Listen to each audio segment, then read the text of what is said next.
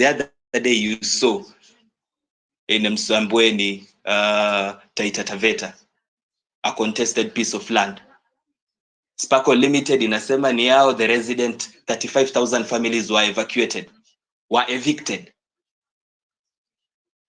They spent better part of the night, the day cold. Na hiyo ndo wakati ambao watoto walikuwa wamefunga shule. Very sad. Land is an issue. People don't talk about it. Yeah. People don't talk about it. People don't talk about the land in Taita Taveta issues. People don't say it. Yeah. But actually, that's a real problem. That is actually Tsavo National Park is the source of our poverty. Because not even a coin, not even a shilling. 63% of the land is under KWS. Hakuna hata shilingi moja inakuja kwa county government. Land rate wanategemea the other percentage. I'm talking about 20,000 kilometers squared of land in protected land since 1948. Since 1948, it was gazetted. Yes, I understand. Now we have county governments. Devolution is in place. Masai Mara, they were handed back to the Masai. Because who could conserve the environment better than the locals? Who? Who else? Who could do it better? That is why Masai Mara have, the Masais have the Narok County manages the Masai Mara Park. That's why they have their towns in their park. I've visited there. Olelemtia town is in Masai Mara. Talek town is in Masai Mara. We know they were given Amboseli the other day to manage, because that is the way to go. So what again we want as Taita Taveta residents, as Taita Taveta youth, all over, from Voi, Mwatate, Undani, Taveta, let the county government manage the national park. Just like any other county. Tafadhali. Just like any other county. It should be the biggest source of our revenue. It should have been the biggest source of our revenue. When you go to Narok, utaona Quickmart, the town is alive. The town is growing, Narok County. I will compare ourselves with Narok County and other neighboring counties. They are growing fast as compared to the rest. Because of the decision that they have been able to make. Okay, Noel. I know there's a way we shall connect and see how to take this forward, because your scenario is not unique to just Taita Taveta. This is something that I know we are going to find in different other counties. But since I see there are a number of speakers who haven't spoken, let's go next to Mr. Kilimanjaro, who has had his hand up for some time. Thank you so much. Thank you so much, data activist. I hope I'm audible. Yes, you are. Okay, thank you. I'm in a place where there's bad connection, so I'm just going to try and be very fast on this. First of all, I come from Murang'a County. That's my home area, Murang'a in Kiambu. So I happen to have parentage from both counties. And in this instance, I'm going to more or less talk about Moranga County. It's good that we have Professor here. I commend you, Professor, for what you did with Makueni. That was commendable. I actually had a workmate who happened to come every weekend with fruit from Makueni, and I used to enjoy them. To Kathomi, I think I made a recommendation to you. Make sure that you watch a very factual documentary called The Grab. It actually talks about what is happening in the world, more or less on the global scale, whereby those Western countries or the international influences you spoke about are losing their aquifers, their clean water for agriculture and that. And what they are doing is they are tapping into Africa to make sure that they come and exploit what we have, more or less the aquifer reserves in Africa. So in the case of Zambia, I think they are doing that. There's a lot of commercial farming whereby they do large scale farming and then export the food to international markets. The biggest players in that sector is Arabia, then also America, and also China is doing the same. Over to, or maybe closer to home now, and I'm going to give a brief about my county, which is Murang'a. Murang'a happens to be more or less equivalent to Makueni. In population, I think we are around a million at this juncture. More or less by 2027, it should be a million plus, maybe 1.2 thereabouts. If we look at Murang'a, we have industries, international industries, such as Del Monte, we have Kakuzi PLC, we have Sasini, just to mention but a few. These are some of the multinationals that are operating within Murang'a County. On the same, we have Ndakaini, that is the national largest freshwater reservoir in the country. It serves Nairobi. I think Ndakaini is very famous because of the more or less back and forth. So I'm going to more or less not become the devil's advocate here, and I'm going to point a lot of fingers as it should be, because and I'm drawing this influence from my aspiration. In the 2022 election cycle, I was running for a political office, that is for member of county assembly. Unfortunately, I never managed to win the seat, but I still pursue my advocacy, and I still persist on doing what I can. So my plan or intention was to, once I get the seat, I was intentional on trying to get chairman for county planning, because more or less I think, or I believed, or I still believe even right now, that is a very focal point where one can actually assert a lot of influence and do a lot of influential things. I don't think, and this is to Norman, I think he mentioned Murang'a, and I think I want to give him some of the things that he should be, more or less think about. On the health sector in Murang'a, we are still, the governor is doing a lot of populist, activities around that, which I think that is why people like Norman would feel that the county is doing good. There are a lot of things that are not right, which should not be the case. Unfortunately, we have very good people while they are, running for office. But once they go into office, I think they change and they become something else. Unfortunately, we don't have more people like Professor Gibona, people who are grounded, people who are, have ideology, people who have belief that things can, we can actually transform our societies. So on the health sector, there are good things that are happening in Murang'a. One of them is that I think the governor just recently adopted, use on renewable energy.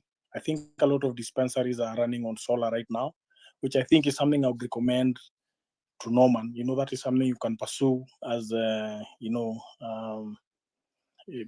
can pursue in Taita. That is a resort that I think the county can actually try and do, because if you have generator failure, solar is actually a resort. So that is something that maybe you can try and petition the county to adopt.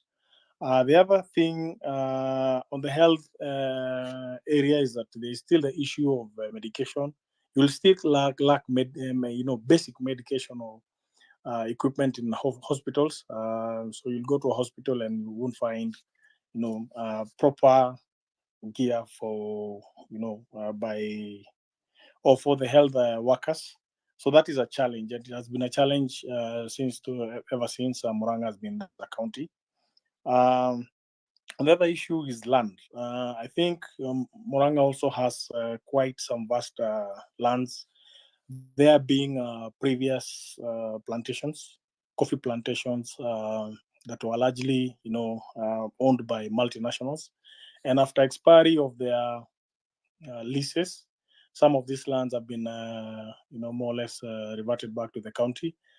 Some have been sold and are being turned into, for commercial use. So a lot of,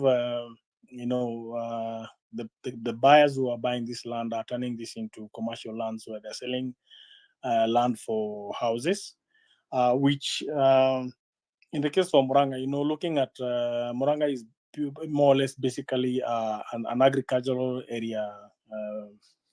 And some of this land, when you turn some of this land into commercial or building houses, you actually miss the point. There are areas of Murang'a where we have semi-arid or they are a bit dry. And these are some of the places that the county should resort to maybe, come up with a policy where they can direct investments in that area for commercial house, development. So then there's also the issue for Del Monte. I think Murang'a received 1,400 acres of land. And unfortunately, what the county intends to do with this land is purely hogwash, because more or less they are trying to put up an SEZ. And if you look at the framework that was developed by the trade ministry, that is now at the national level, Murang'a was one of the areas that should be feeding the SEZs in or EPZs in the river, because we have good road networks. I think a drive from Murang'a to the river should not take more than an hour. So the intention of building another SEZ at Murang'a, and then because I believe at this point we are not even utilizing the SEZs or the APZs in the river at the optimum. So we are, we are actually underutilizing these SEZs. Then we are intending to build others. So that is more or less, a mixed or a misuse of investment. So that is what the county intends to do: build up an SEZ on part of the land that you're going to get from Del Monte. Then I think they're also intending to build an urban area. So these are some of the things that actually the county is doing in the wrong way, because if you look at Murang'a, Murang'a has one of the best or the fastest growing satellite towns, similar to Kitengela, similar to Mlolongo, and this is Kenol. Kenol is actually growing very fast. It is even growing better than Murang'a town itself. If you go to Kenol, I think it is an area that the county should actually, put their best foot forward, ensure that they support development in that area, within that area. It is very ideal because it is actually located along the highway. So this is one of the places where the county should actually make sure that they, bring closer services such as, sanitation, free infrastructure, stuff like that. They should support actually the growth within those areas. Unfortunately, they have really missed the point. The other area that I'm going to talk about is also on water. The governor, this is something that I've actually picked up with the governor. The governor has been intending to do consolidation of the WSPs, that is the water service providers within the county. Muranga has 7 sub-counties, and each sub-county has its own WSP, that is water service provider company. And the governor is very intentional in consolidating all these companies, and it is purely the intention is very clear. The intention is to more or less consolidate the resources that come with the WSPs for ease of maybe exploitation or even management, it actually goes against the devolution, because if you consolidate the WSPs and try to control them from one point, then issues such as maintenance becomes an issue, because the procedures of actually procuring some of the basic things that you might require for servicing the pipelines or infrastructure, water infrastructure, would take a lot of time for the turnaround time to for procurement and stuff like that. So it is actually not correct. The other issue that I'm going to mention is the OSR. Muranga has actually been touting itself as one of the leading counties that are collecting their OSR, close to 1 billion shillings, which is good. They have very good proper mechanisms of revenue collection. At every point you'll go to in every sector, more or less, if you're going to the quarries, if you're going for to the hospitals, you will find that you can actually remit your payments directly to the county, which is a very good mechanism. But unfortunately, you don't see, or the OSR doesn't reflect back in the society. What does that money do after collecting 1 billion? What do you do with that money? So yes, some of the things are happening. They are happening with they are good thing happenings, but unfortunately, the intentions of some of these things are actually purely to cover some self-interest. There are people who are doing these things for their benefits. Lastly, I'm going to talk about agriculture in Muranga. And this is something I would actually, seek guidance and, further information from Professor Kibwana. During the COVID-19 era, the period, Muranga has is the largest producer of avocado in the country. Has variety, there's a Fuerte variety. And we could see that during COVID, whereby exporting of the fruit was more or less closed. The county actually lost, and farmers lost a lot of resources, because most of the families in Muranga depend on the avocado fruit. And during at that juncture, I actually got to ask myself, what would it take for a county to think about or even try and deliberately put up mechanisms for value addition? Professor, you've done this. You've done this in Makueni. What would it take for a county like Muranga to make sure that they, very deliberately, they would say, they put up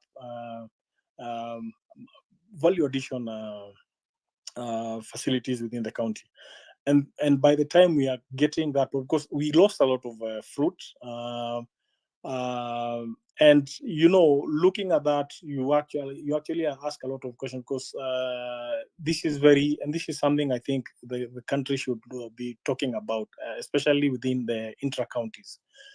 We have cases whereby people are starving in Marsabit. We had cases where people are starving in Turkana.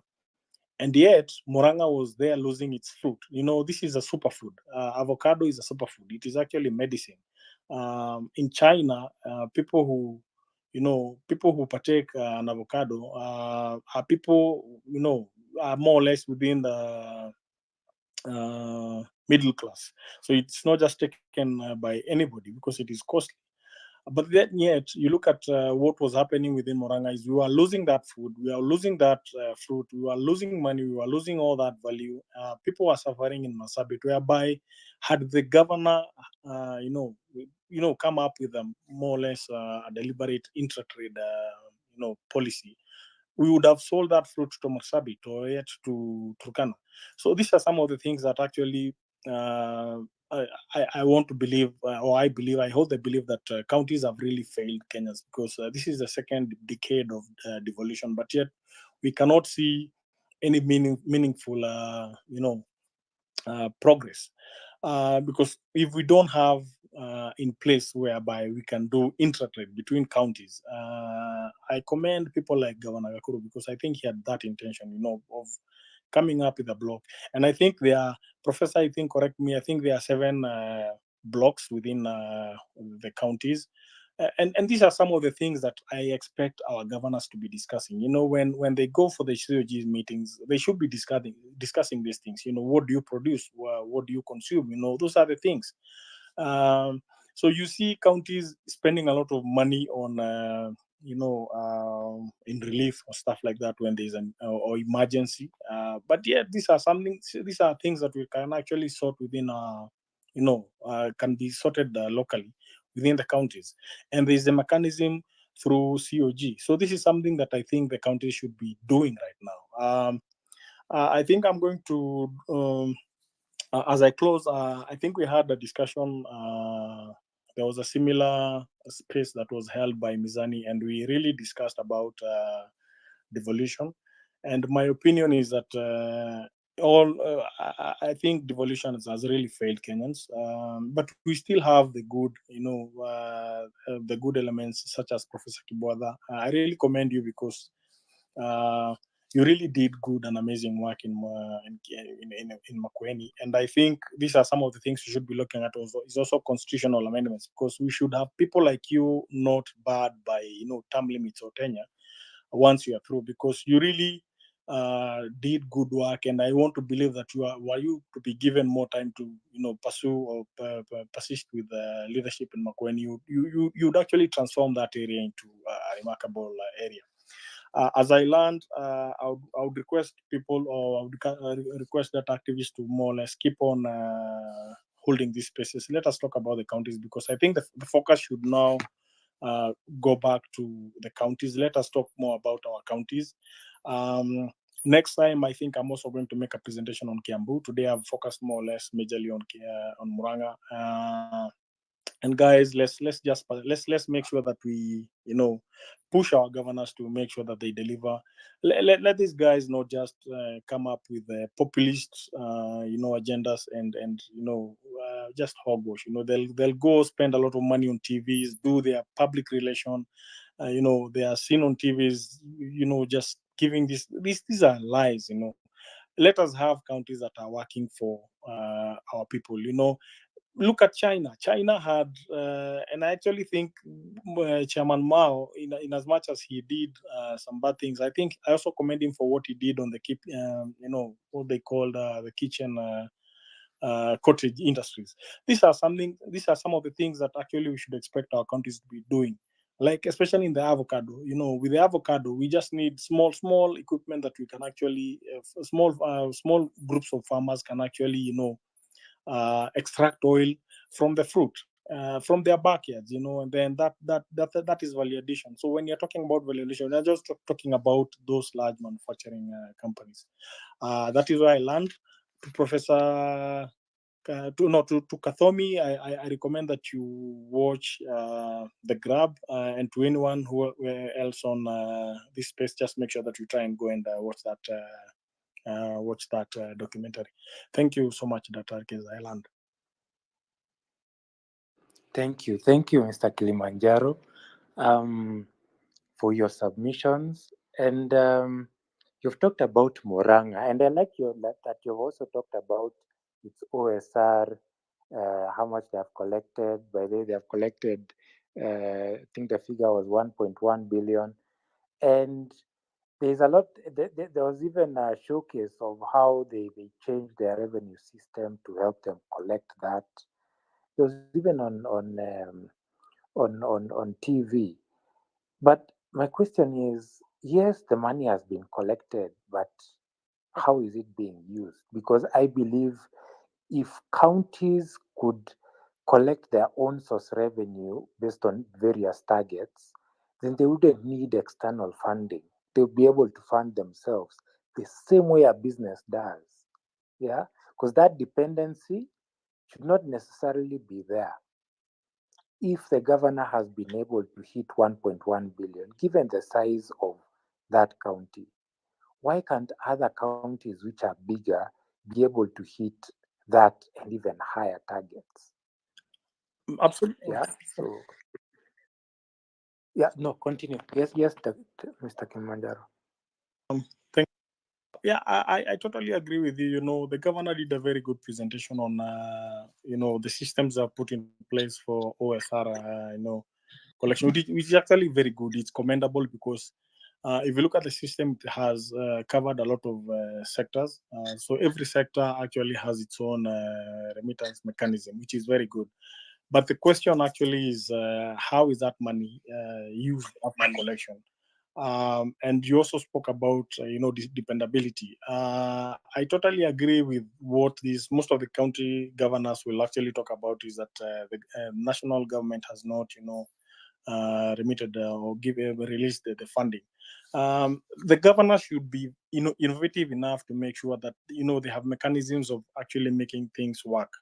I recall when Governor Kabogo was in office. I think Modi from India had come to Nairobi, and during I think after I think it was under the invite of the president then, which was Uhuru Kenyatta, and there was a side meeting, and most of the governors were invited, but I think only Kabogo attended that meeting, and he came with a lot of goodies for Kiambu. Then I think that is what Norman was talking about, the level 6 hospitals. That is where all those things came from. That so the governors have to be innovative enough to make sure that they can tap into other mechanisms of investments. I think also, to Professor Kibona, I would want you to guide me on what the law says about counties trying to seek for grants or seek for external investments. Must it be through the national government or something like that? But I think there was something the governors were discussing about, there being a leeway for them to be allowed to bring in foreign investments or FDIs, that is foreign direct investments into the country. It is a good mechanism whereby the governors can think that, but I think my worry would be on accountability, because when you have these governors getting direct investments from outside, and we don't have accountability mechanisms, then that money would be, if they are not accountable with what they are being allocated right now, what would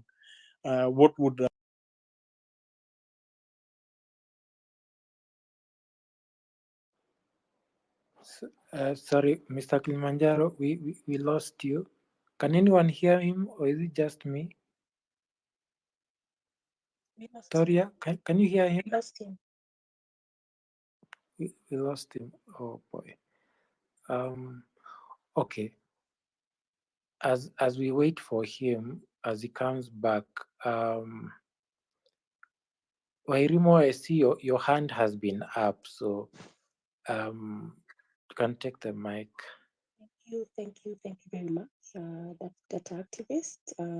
Great discussions this evening. Particularly happy to be with Professor Kivuda Kibwana. You have actually demonstrated to all of us that we can have leadership and good governance at the same time. I speak from a place of total defeat, purely driven by we have got systems that are running, be it at national or at county governments, that are supposed to be oversighting each other but do not talk to each other. Our good friend, Mr. Kilimanjaro, just spoke about growth of certain areas, be it that they have already grown or there is a plan for them to grow. But how are we supporting, or how are county governments supporting that kind of growth? I'll use a very tragic example I think we have of Kitengela, whereby Kitengela grew very, very, very fast. But in Kitengela, we don't have a sewer system, we don't have a water system, we don't have any kind of planning. Roads are done as a political or a campaign gimmick. And even when you look at the quality of what is being done, it is an absolute mockery to the people who are doing that kind of, the voters that are actually being lured. I speak this because I've been listening quite keenly to Mr. Kilimanjaro. We're expecting some kind of growth in Muranga, especially around the Del Monte area, but as such infrastructure already in place. If we were to look at the United Kingdom, for example, for any area to be expanded, what happens is that they start with the preparation of both sewer lines, road infrastructure, gas lines, water lines, before they can actually go out and sell out those properties. In Kenya, on the other hand, we start with actually people buying property, building, and then if I'm to look at where I live, for example, in Syokimau, which is heavily populated right now. Everyone has constructed all over the place, good place to be in. But now we are going back and having discussions about what do we do about sewer lines, for example? How do we connect the water lines, for example? The amount of investment that will have to be done to be able to link everybody to that line is extremely heavy. Could even see demolishment of certain housing or housing units because they might be on the way of what, quote unquote, may have been set aside to be part of the lines. So for me, I get really defeated at why we miss such basics. My dear friend from Taita Taveta mentioned that the basic minimum healthcare, and I'm not even saying that let's give the best antibiotics or whatever it is. Let's just even make it habitable, power, water, and maybe a medical practitioner. It's lacking. It's lacking. Yet, we sit back and chat amongst ourselves and cry and say, it's not happening, it's not happening. We go back to our legislators and tell them it is not happening, what do we do? But we are not seeing oversights come in, step in, require, demand.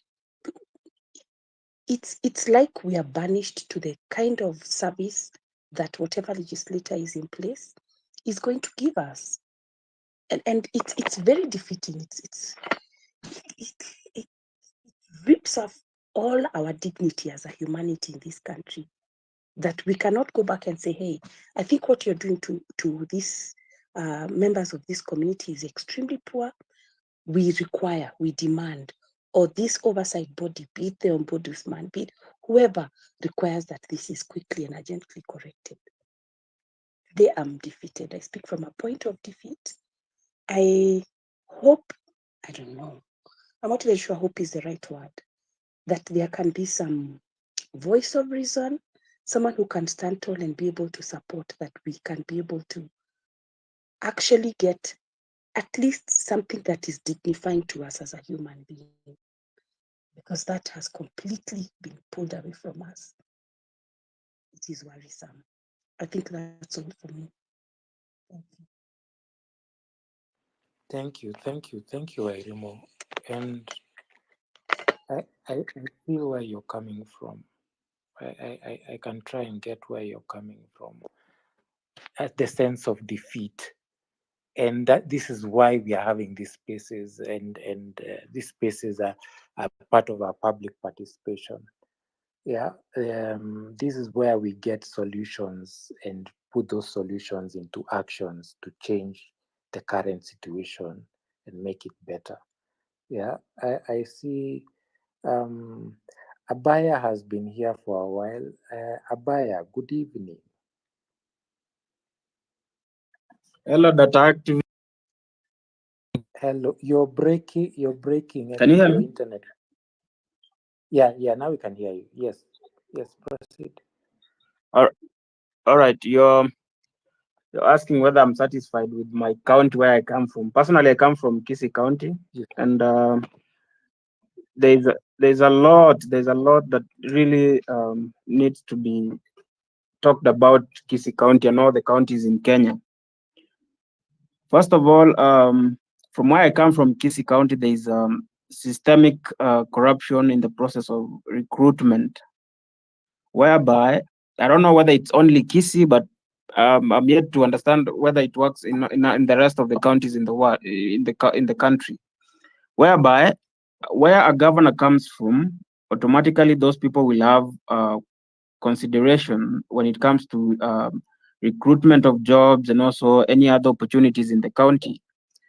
So you'll find that a governor has a certain clan, so he'll pick, if it's teachers who if it's about ECD teachers, you'll find that a governor will go and pick a majority from from the clan where he comes from, and which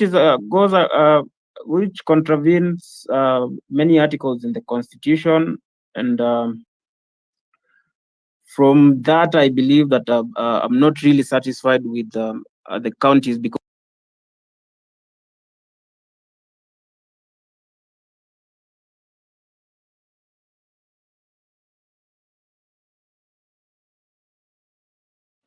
Okay, Abaya, we lost you. Can anyone hear Abaya? Or is it just me? Toria? can you hear me now? Yes, now we can hear you. I can hear you. Okay. Continue. I'm talking about the corruption when it comes to the tendering process. I'm happy that Kivutha Kibwana is here, having been a governor for Makueni. I believe he can be in the right position to tell us why would the governor sit in office for a tenure of 5 years and then have pending bills. There's money that has been released to the exchequer, by the exchequer to the counties. But then after at the term of 5 years, you'll find that the governor has pending bills. For example, when you go to Kisii, I'm told when the former governor was in office, he left pending bills were around 1.69 billion shillings. And after scrutiny, it was later realized that only 235 million shillings were legit out of this 1.69 billion shillings as pending bills. So it means the pending bills, this is where now the looting comes in. This is where governors steal money from. They'll quote a certain figure, and now because the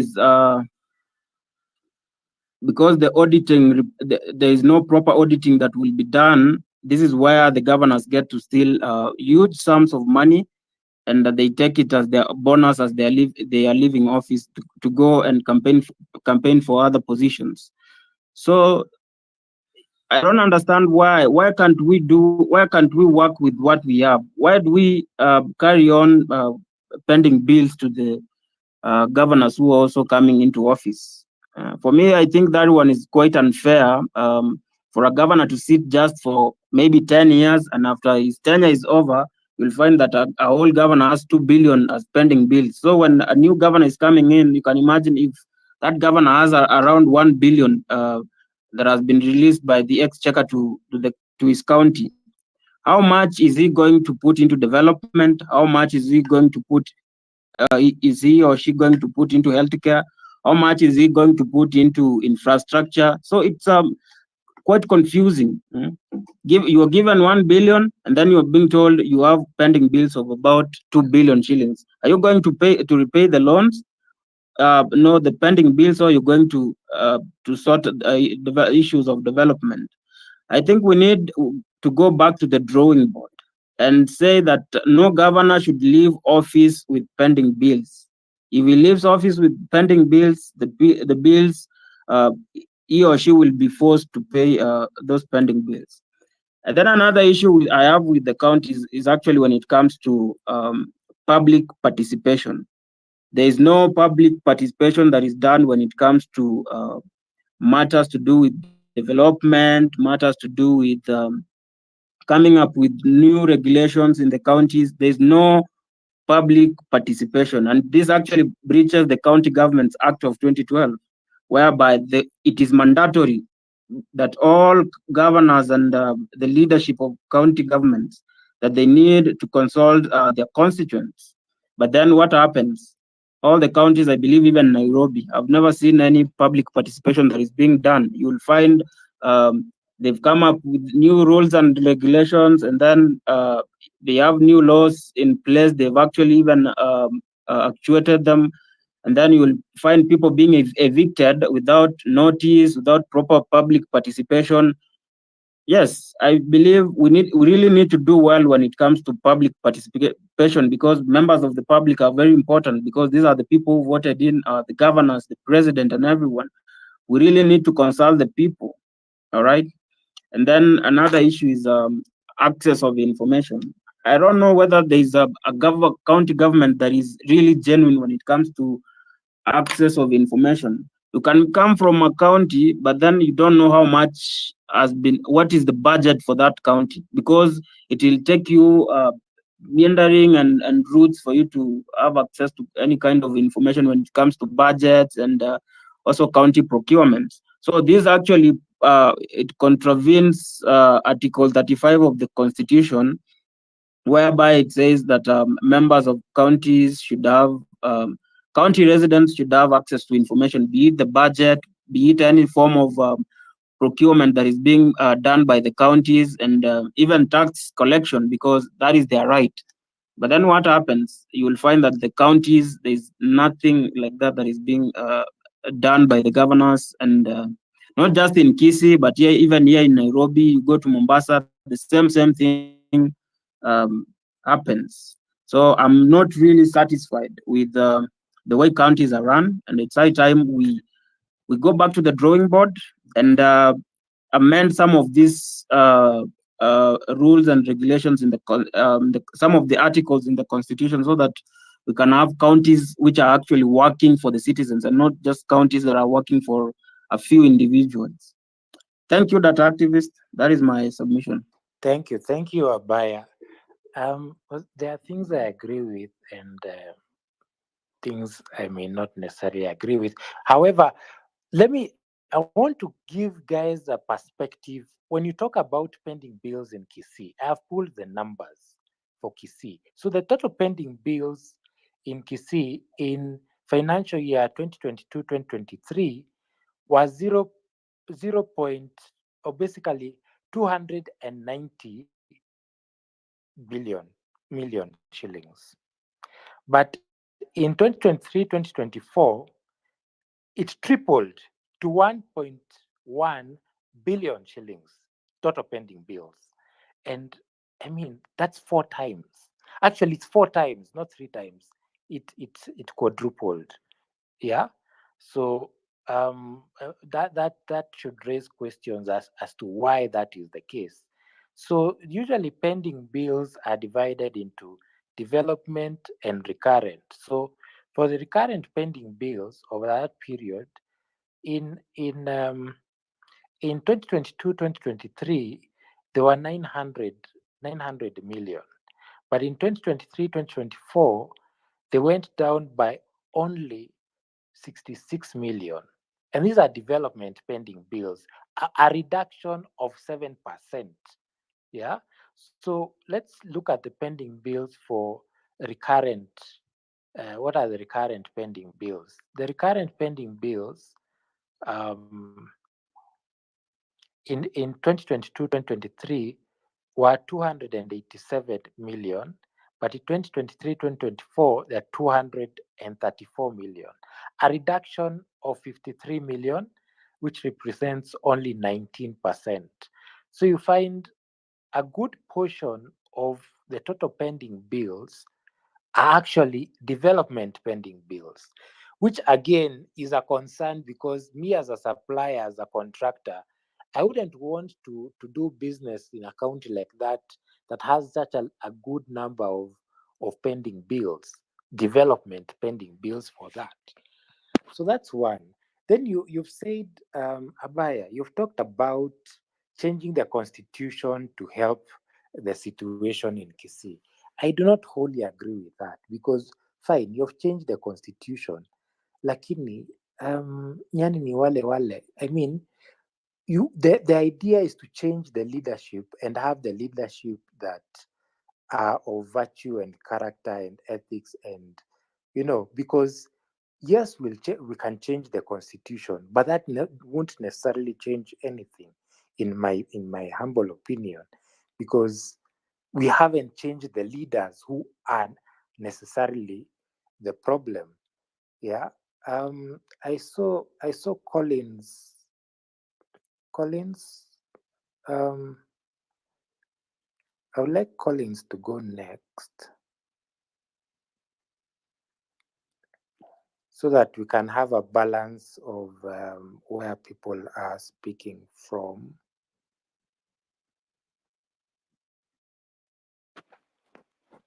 Collins, you have the mic.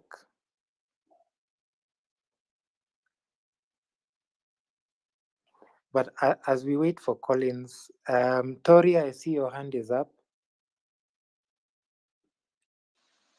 Yeah, sure. I wanted to ask this concerning what Abaya has talked about counties.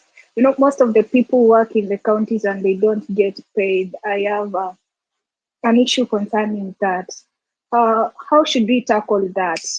Because these people are living power with a lot of debt. For instance, an example is when Mtua was governing Machakos, my mom did a project for county government and she was not paid. I also went ahead. Tom, please mute your mic.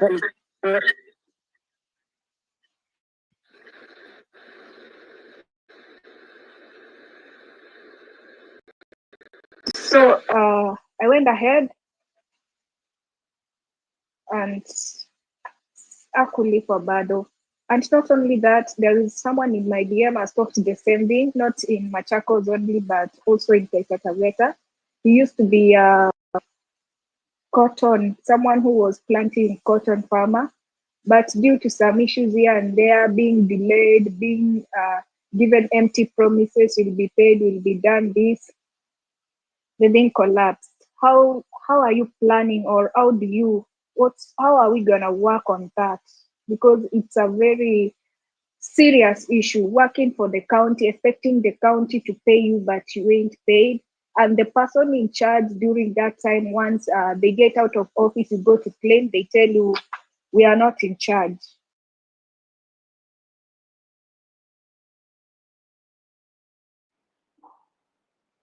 Hello, Toria.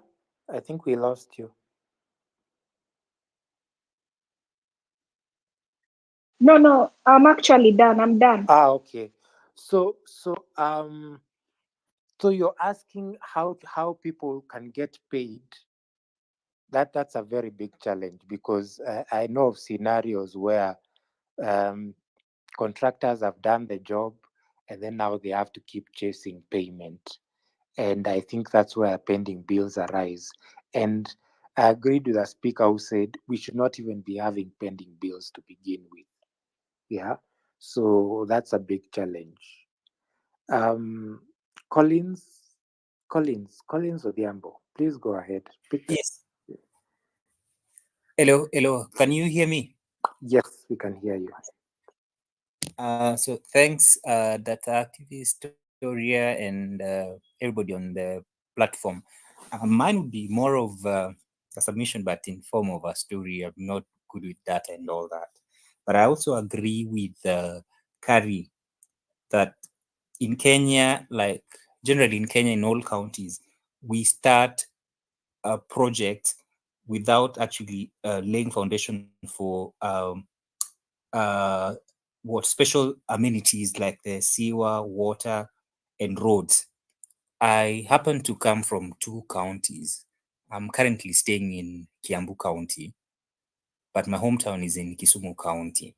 And if I start with my hometown, that is Kisumu, we having a water problem. As much as from Lake Victoria to my home is less than 12 minutes drive, we're still having a water problem. We don't have water in our taps. We have borehole water and it's always salty. And it begs the question, like, how would I even tell people that I come from a freshwater lake, yet that small distance from the lake to my place, we've had water problem for these many years.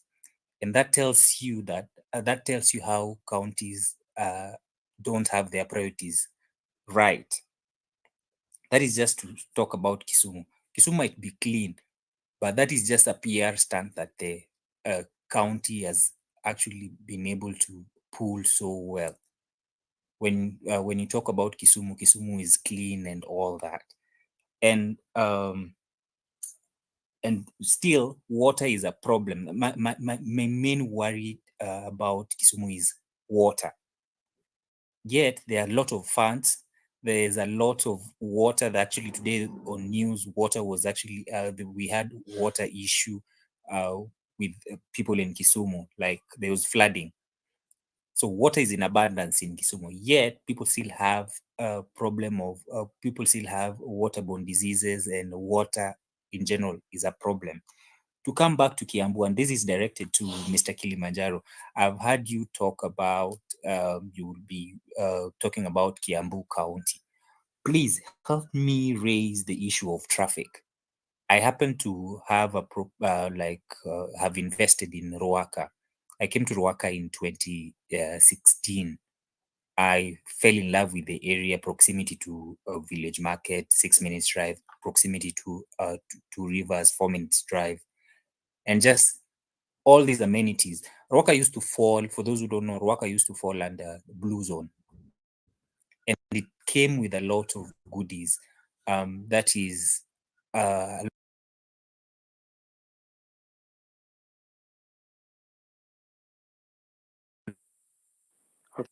would say because Collins, of we are the traffic. losing you. Your connection is shaky. We can't Can you hear you. me? Yeah. Now Can you hear me now? Yes. Go ahead. Yeah. So this is directed, as I said, this is directed to Mr. Kilimanjaro about having a discussion on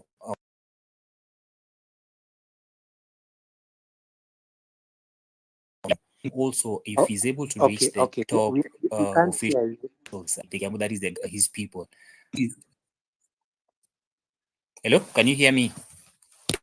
Yeah. Now you're better, but it's shaky. It's not stable. We're hearing gaps in the sentences. I don't know whether you can go and come back, drop and come back, or change your location. Okay. Yeah. Okay. Yeah, I'll give you the mic. Let me drop. Come back.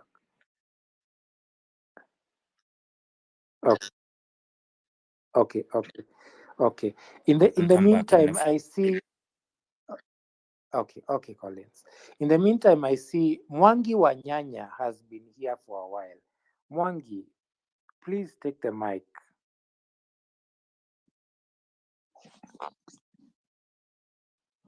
Thank you, data activist. I think it's a pleasure to be with us and everyone here. I wanted to make a comment on agricultural matters. I am in Meru and Tharaka Nithi County, but I am also a farmer. I think I wanted to raise an issue, an observation that I have seen. I think I have observed that in a constituency, you find, like in Meru County, you have only 3 old extension officers. When I talk of old, it's not disrespect.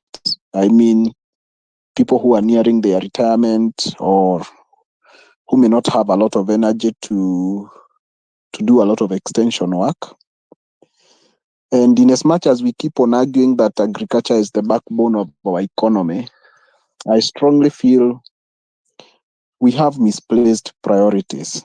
Majority of our leaders find leadership opportunities to create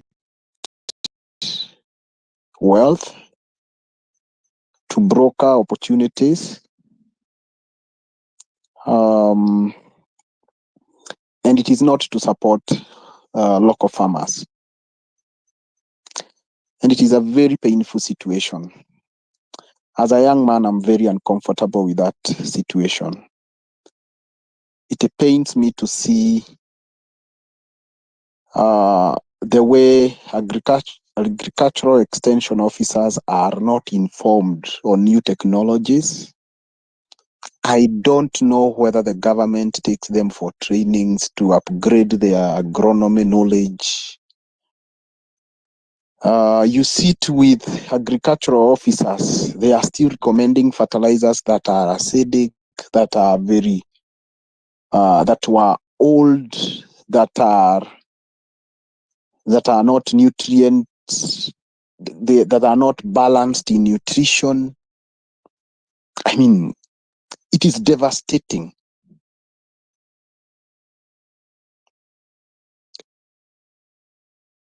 And majority of them are also, because of their level of ignorance, they are very arrogant.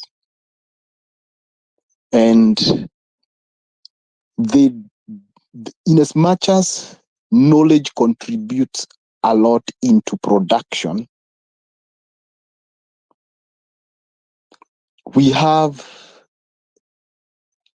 incompetent extension officers. And therefore, you cannot expect the agricultural bills, which are supposed to be originating from the county, if they come from the county, they are supposed to originate from the director agriculture, director livestock in the county. But that person is already way behind in terms of knowledge, technology, production, even their own farms. I want to give a very sad situation. I am an onion farmer, a tomato farmer, a cabbage farmer, and I'm a maize farmer. And I want to give a case, a life case. 2 months ago, or 3 months ago, they are about 2.5 to 3 months ago, the former CS for agriculture happened to be doing onion in an area where I also visit some farmers. And one of the buyers who went to buy his onion happened to come and buy my onion.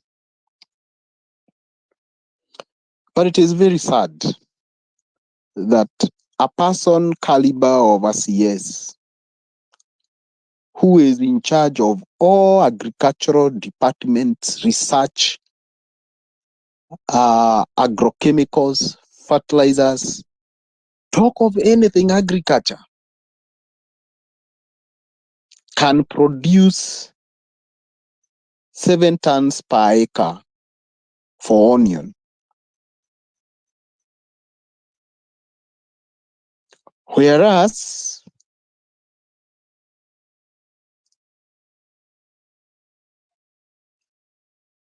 we expect him to lead, but he is way below.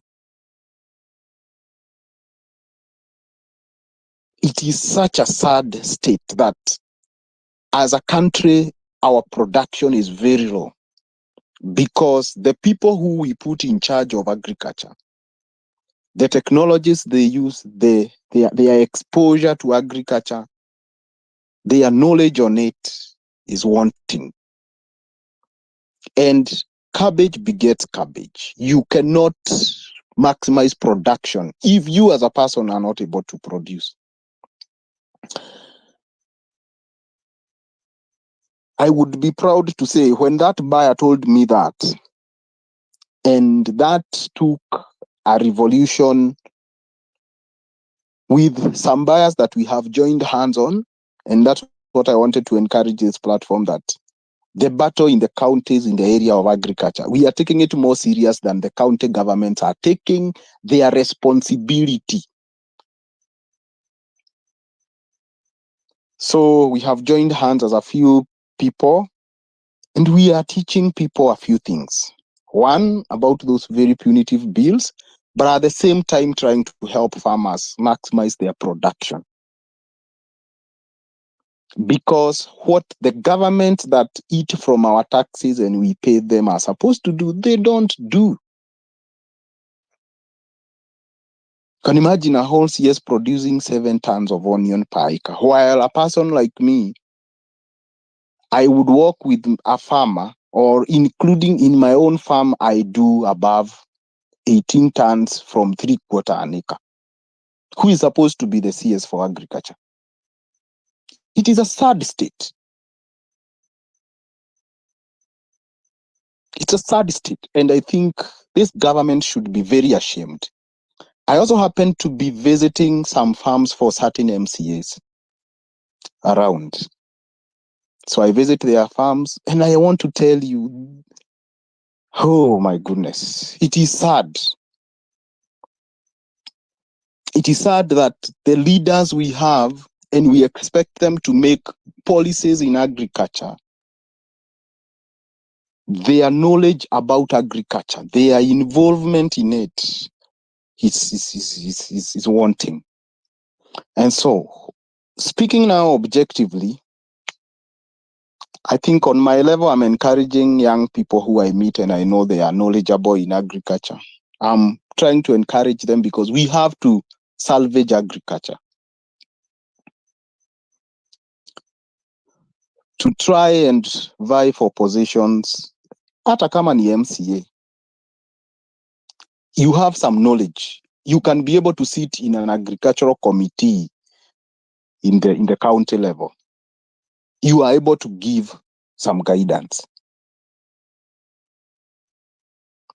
Because it is wrong to assume that because one is a politician, they are good policymakers and experts in every area.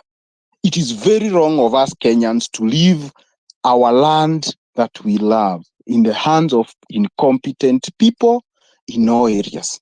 I have never seen LSK being chaired by crooks who are not lawyers. Why do we have people who are crooks? They don't have any knowledge in agriculture or medicine. They are the ones being given positions in the areas that they are inadequate. So I strongly feel for those of us also who are doing what Kadomi is doing, please integrate what you are doing with the professionalism that is involved and that is having a touch on the ground, with an objective of also helping the farmers to come out of poverty. It is sad that people still harvest 3 bags an acre of beans in this country. But instead of our lawmakers and our leaders making policies that will help us realize maximum productivity, the policies that and the bills that are being passed in this country are bills that are crushing farming. Why? Because whether it is in parliament, whether it is in county assemblies, we do not have representatives of farmers, people who have the pain, people who have the passion, people who have the experience and the expertise in agriculture. And on that case, personally, I am very affected, and I am vigorously not going to relent in encouraging and doing what it needs to be done until we turn around things. And I pray that in the next parliament, we are going to have people who are knowledgeable practically, who can affect farmers, who can affect every area of people's lives, representing the people's needs. And if you are here and you feel you are one of them, don't play the card the way the politicians do. Come out, begin visiting your people, offer your services, define your path. And the good Lord who rewards a clean heart may reward you somehow with a leadership position. And with that, I want to integrate something I know about, one of the principles I know about leadership, that leadership is not primarily positional. Be functioning as one, the position will come. Be the voice, come out.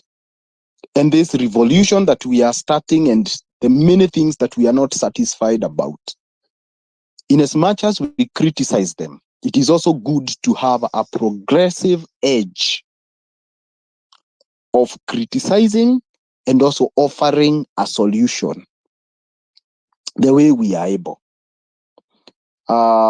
So agriculture, there is dire need for expertise. The final point I want to make is this. In as much as we keep on arguing that agriculture is the backbone of this country, teachers have unions. I know there are other unions for farmers, but for agronomists and extension officers in this country, they do not have a union. And union make things easier and give a voice. Some of these punitive bills, it would have been easier to handle them if there was a union for registering all the agronomists and licensing them and having leadership that has attached to the ground. We normally see when doctors, there are issues affecting them, they raise. But when there are issues affecting farmers, there are no expertise of agronomists who speak. Because that's an area that is also, there is no union or people who are united for that cause. So I think also maybe that's something that needs to be looked at. And a place where there is no much regulation, that field stands a chance to be abused. And why agriculture is so much abused in this country is because there is no organ that can speak the voice of farmers and try to protect people. The other sad reality as I come to the close is about water.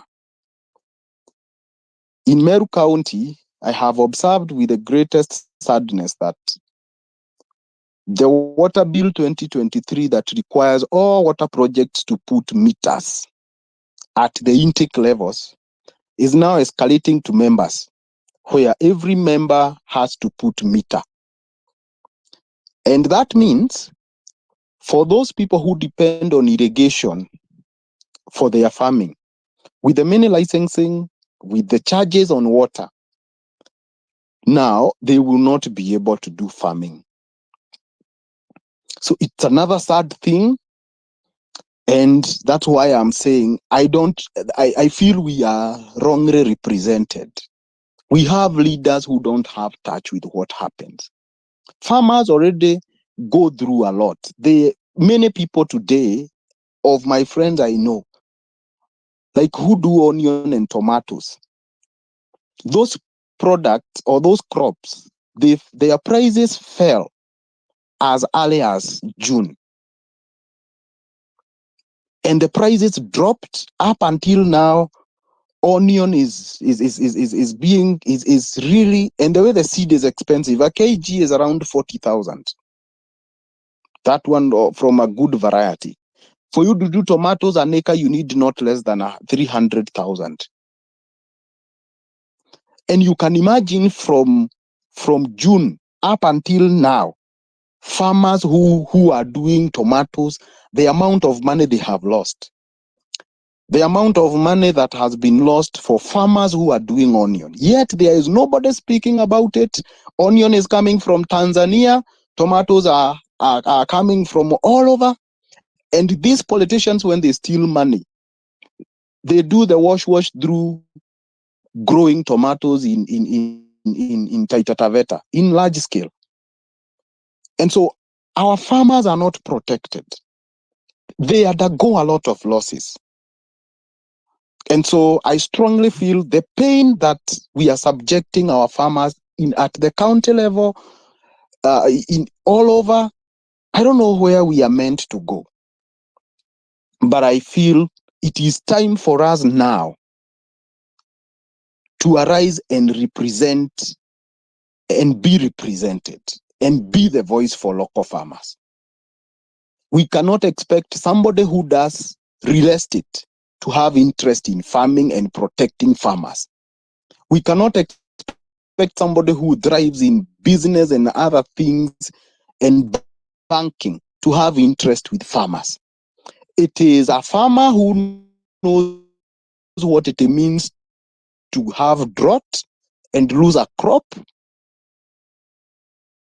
who can only to be a farmer. And it is only such a person who can come up with a policy to protect other young and small scale farmers. So I want to land with that. Thank you. Thank you, Mwangi, for that submission. And I have an idea of what you're talking about. When I was growing up, my parents were brought up by parents, my grandparents, who are farmers, coffee farmers. So you had farmers who could raise a family from their farming income, and that doesn't happen today. Yeah, things have gone wrong, and I think this is by political design.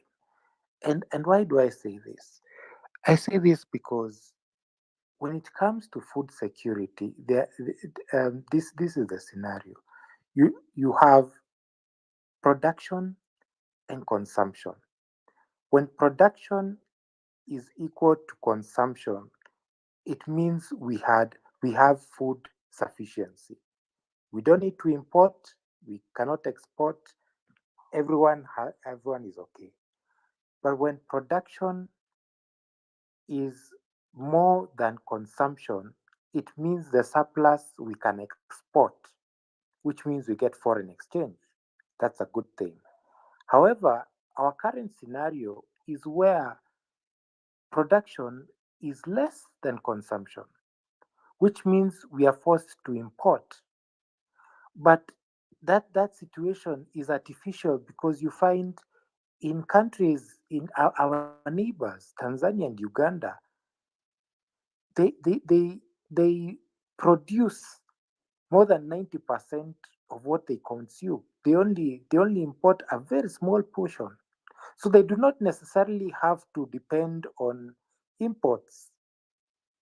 As for us, according to the cereal import dependency ratio, you find that we are importing about 46% of our cereals, which is ridiculous. But it kind of explains why during elections there is always the talk of unga prices, and yet after that story dies. It's the politicians who control these things. Again, and I'll keep saying, politics of poverty is at play. Please, guys, follow each other, follow me. We shall be having more spaces like this, going down to specific counties, so that we can address county by county on a county by county basis. I see Collins is back. Collins, welcome back. I hope your network is now better. Karibu. Yes. Can you hear me now? Yes, we can. Yes, we can. Okay. Sorry for that. once again, thanks. And the good part of being in this platform is to share different minds and just generally different smart brains that are here. So back to what I was saying, and this was to Mr. Kilimanjaro on Kiambu. I happen to have a property in Ruaka, and this is where I'm staying. I think for almost for the rest of my life I'll be here. That is why I'm passionate to talk about it now. I came to Ruaka just in a nutshell. I came to Ruaka when things were cool. Everything was just organized. It seemed like a posh neighborhood for middle class people. But now it has turned into something like a slum, courtesy of traffic in Ruaka. And nobody's talking about it. And it's slowly killing the town, because now, as I said, the town used to be under blue zone for the United Nations guys who'd come rent properties here. And that is part of the reason why I had to invest in Ruaka, because rent prices were high. But now that is not the case, because if for people who've been to Ruaka, now blue zone ends at Total. The rest of Ruaka is no longer under blue zone. That comes with effects, and a very severe effect. If you come to Ruaka, for example, you'll find that there are so many vacants that are in Ruaka, courtesy of just the disorganization that is there in the county. Because I believe, as much as I should take lead, but it's the duty of the county to also organize it as towns that are within. So there's just a lot of disorganization. There's traffic that is choking the town, and the town is slowly dying. There's noise pollution. Now, if you drive also, for example, to drive to Runda, those part of Runda, you'd find that the places that are segregated, because they don't want this spillage that is currently in Ruaka to spill. So you'd go to some places and you'd find that when you drive along those places, you'd find that you have to have a sticker to either access a public road, because that is what has the situation has forced. There's no water in Ruaka. Sewer is a problem. As Nani, one of the speakers had said, that we buy properties and build without actually setting up special amenities like roads, water, and sewer. So as Kilimanjaro would be discussing Kiambu, probably he would also incorporate that, and let's discuss on what is the best way possible just to bring back Ruaka back to its life. Because now, like, where the properties that are there, we literally have to negotiate with tenants on how to lower rents. Yet that should not be the case. A two-bedroom house would go for 40,000, for example. Now it's actually, some would go for 29, 25. That is a spacious, like 100 square meters two-bedroom house, and that is as a result of disorganization and of the county officials, and everybody just wants to eat and misappropriation of funds. I land there. Thanks, data activist. Thank you for that, Collins. But let me ask you, you've spoken to where the county where you reside. What is the situation in Kisumu as well?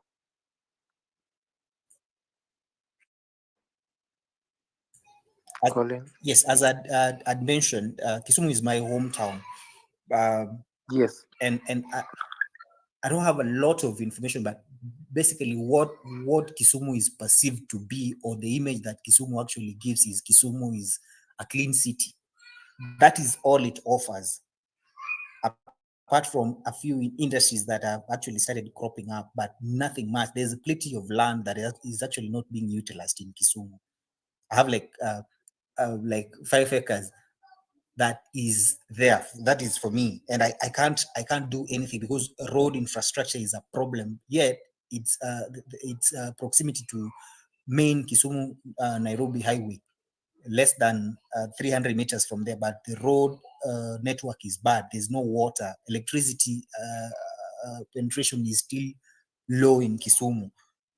Yet, that is not the image that the politicians sell to us.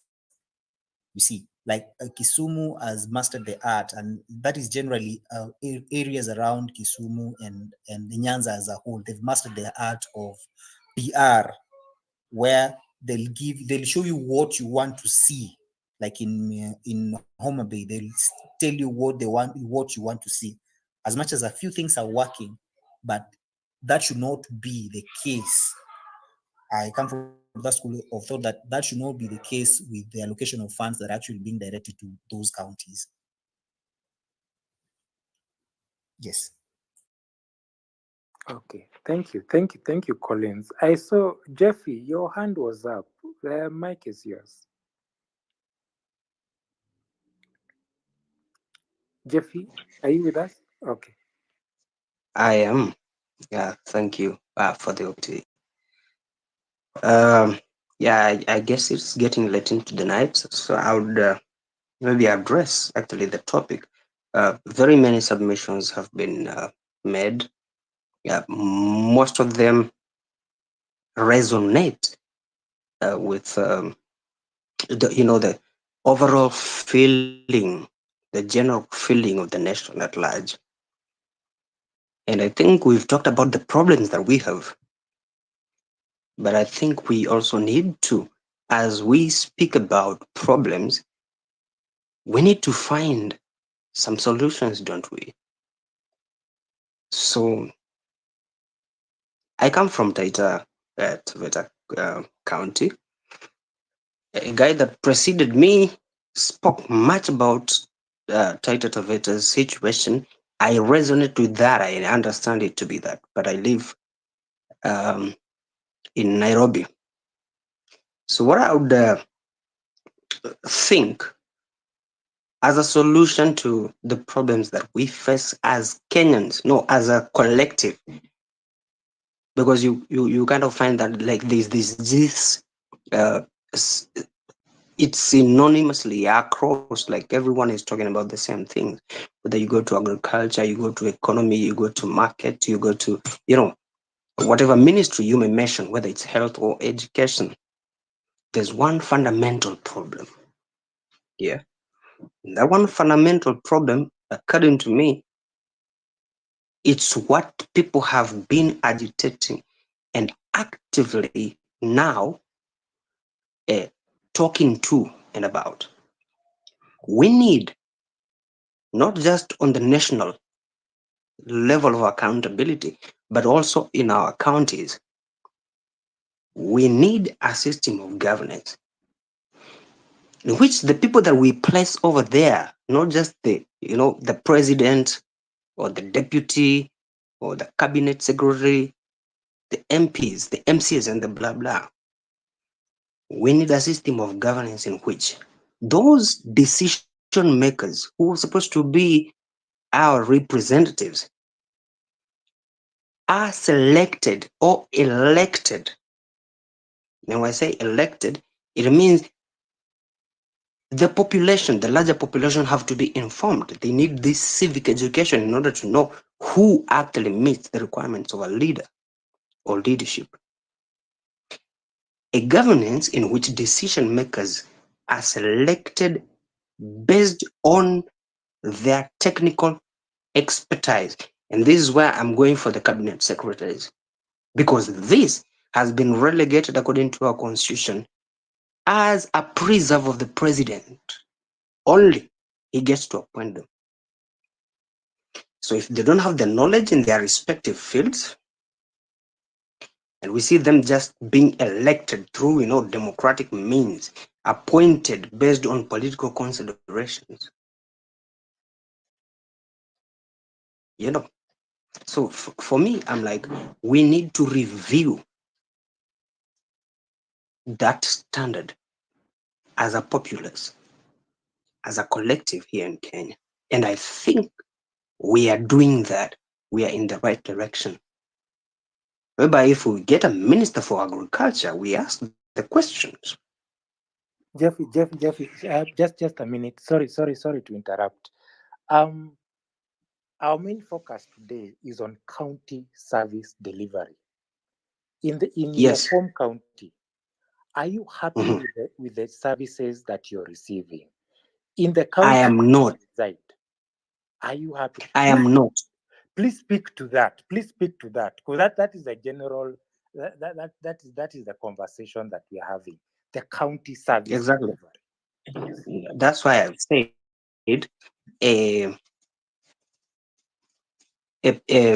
okay, I wouldn't want to call, but a tribe mate of mine came here, said he comes from Taveta County. Yes. I resonate with everything that he has said. That is truth. It's there in the public domain. But from Taita Taveta, you go listen to Muranga, go listen to Kiambu, we have the same sort of problems. And we are like, okay, we have a collective problem. What is the solution then? You get it? So for me, I'm like, well, people have talked about the next elections. For me, I'm like, we have so many people who are dying right now in hospitals because of this transition of NHIF to Chief SHA. Right? We have people that would have accessed medicine. They cannot do that anymore now until they dig deeper into their pockets or they sell some of their property. That's not the Kenya we want for ourselves. And therefore, the bigger picture would be for me, what then as a collective? Because, okay, I cannot come here and talk to you about my county and my governor is not here to listen to that. When you talk about public participation, you go to all of these offices. They are never there. They have always been on trips. People are flying away. You are left to subordinate officers, the secretaries, the staff to deal with. Ndio wakuja waambie governor, watu walikuwa wamekuja hapa, this is their public participation. They are not present. They are not there. And the reason is very simple. We elect people that have self-conflict. You know, this conflict of interest. Like I've had this guy that was talking about onions and agriculture and stuff. And you find like a CS, a whole CS coming to compete with you in the market of agriculture. That is conflict of interest. It shouldn't happen like that.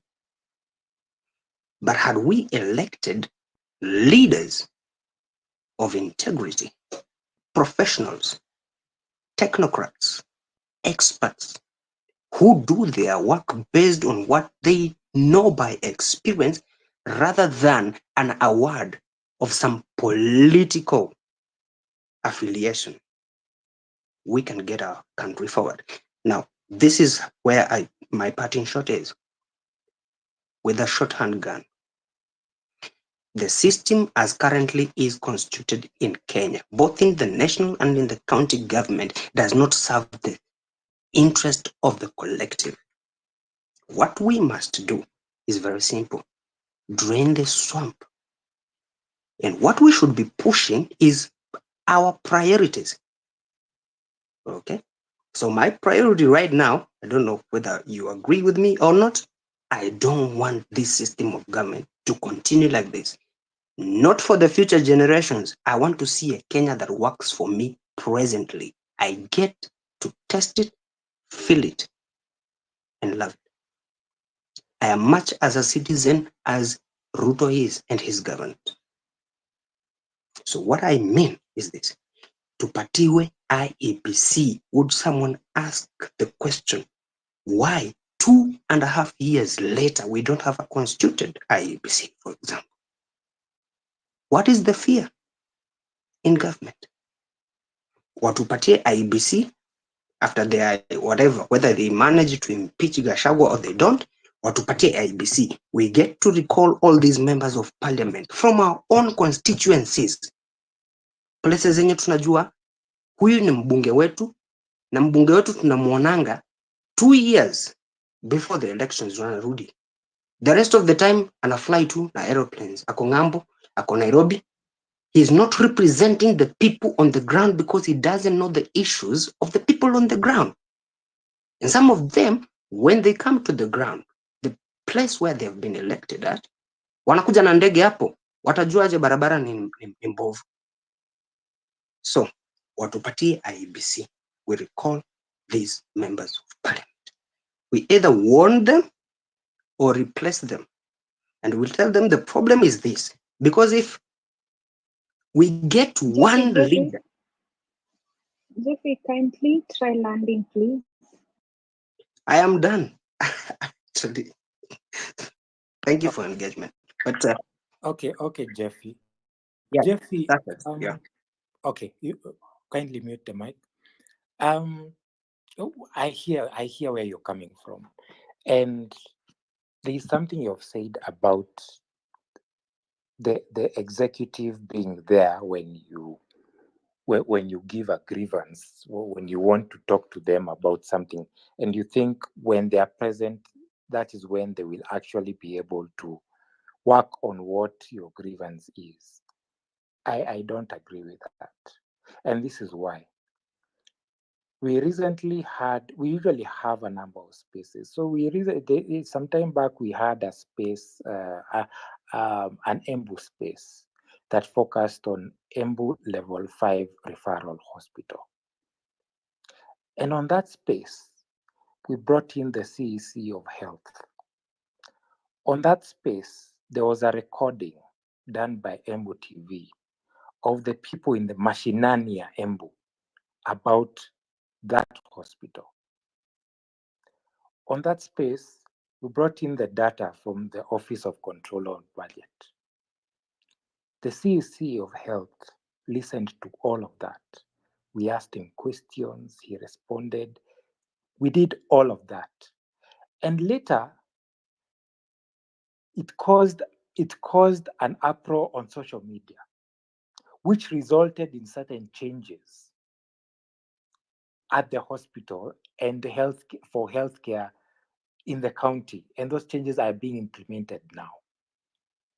So when we are here, it actually helps because this participation, there are those who are listening. They do not have to be physically present. There are people are here.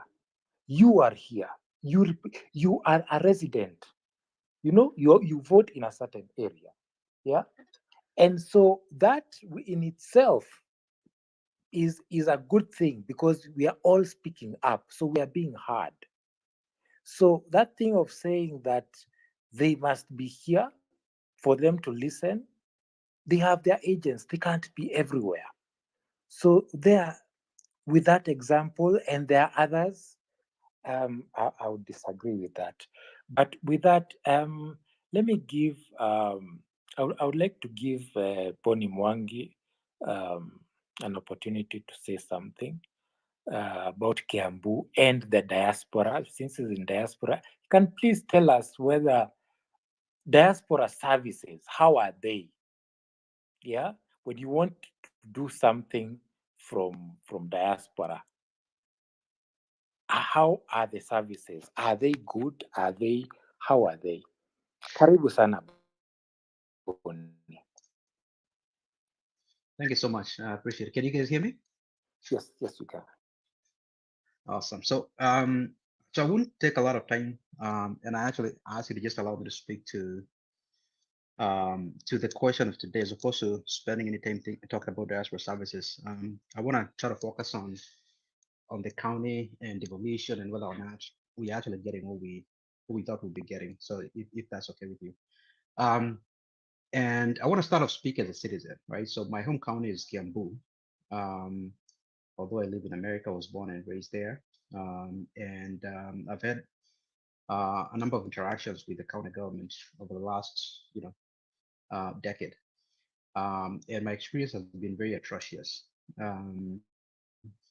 Mostly has involved me going to the county to try and maybe get an approval for a certain project that I'm doing. For example, over the last 1 year, I've been trying to develop a piece of real estate that I have.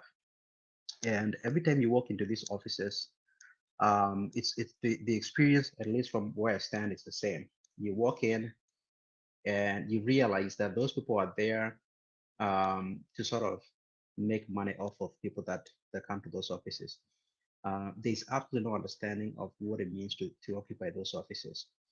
You might have seen my back and forth with the governor of Kiambu over the last few months. So my story is, I approached the county in November of last year, wanting to develop a piece of land that I have. I wanted to develop some rental properties. I did what any law-abiding citizen would do, which is to go to your county. You explain what you're trying to do. They tell you go bring X, Y, Z. I came back with every one of those things that they asked for.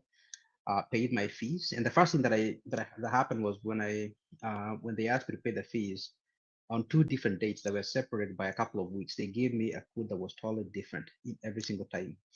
The underlying information did not change. The only difference was that I came on two different dates, separated by a couple of weeks.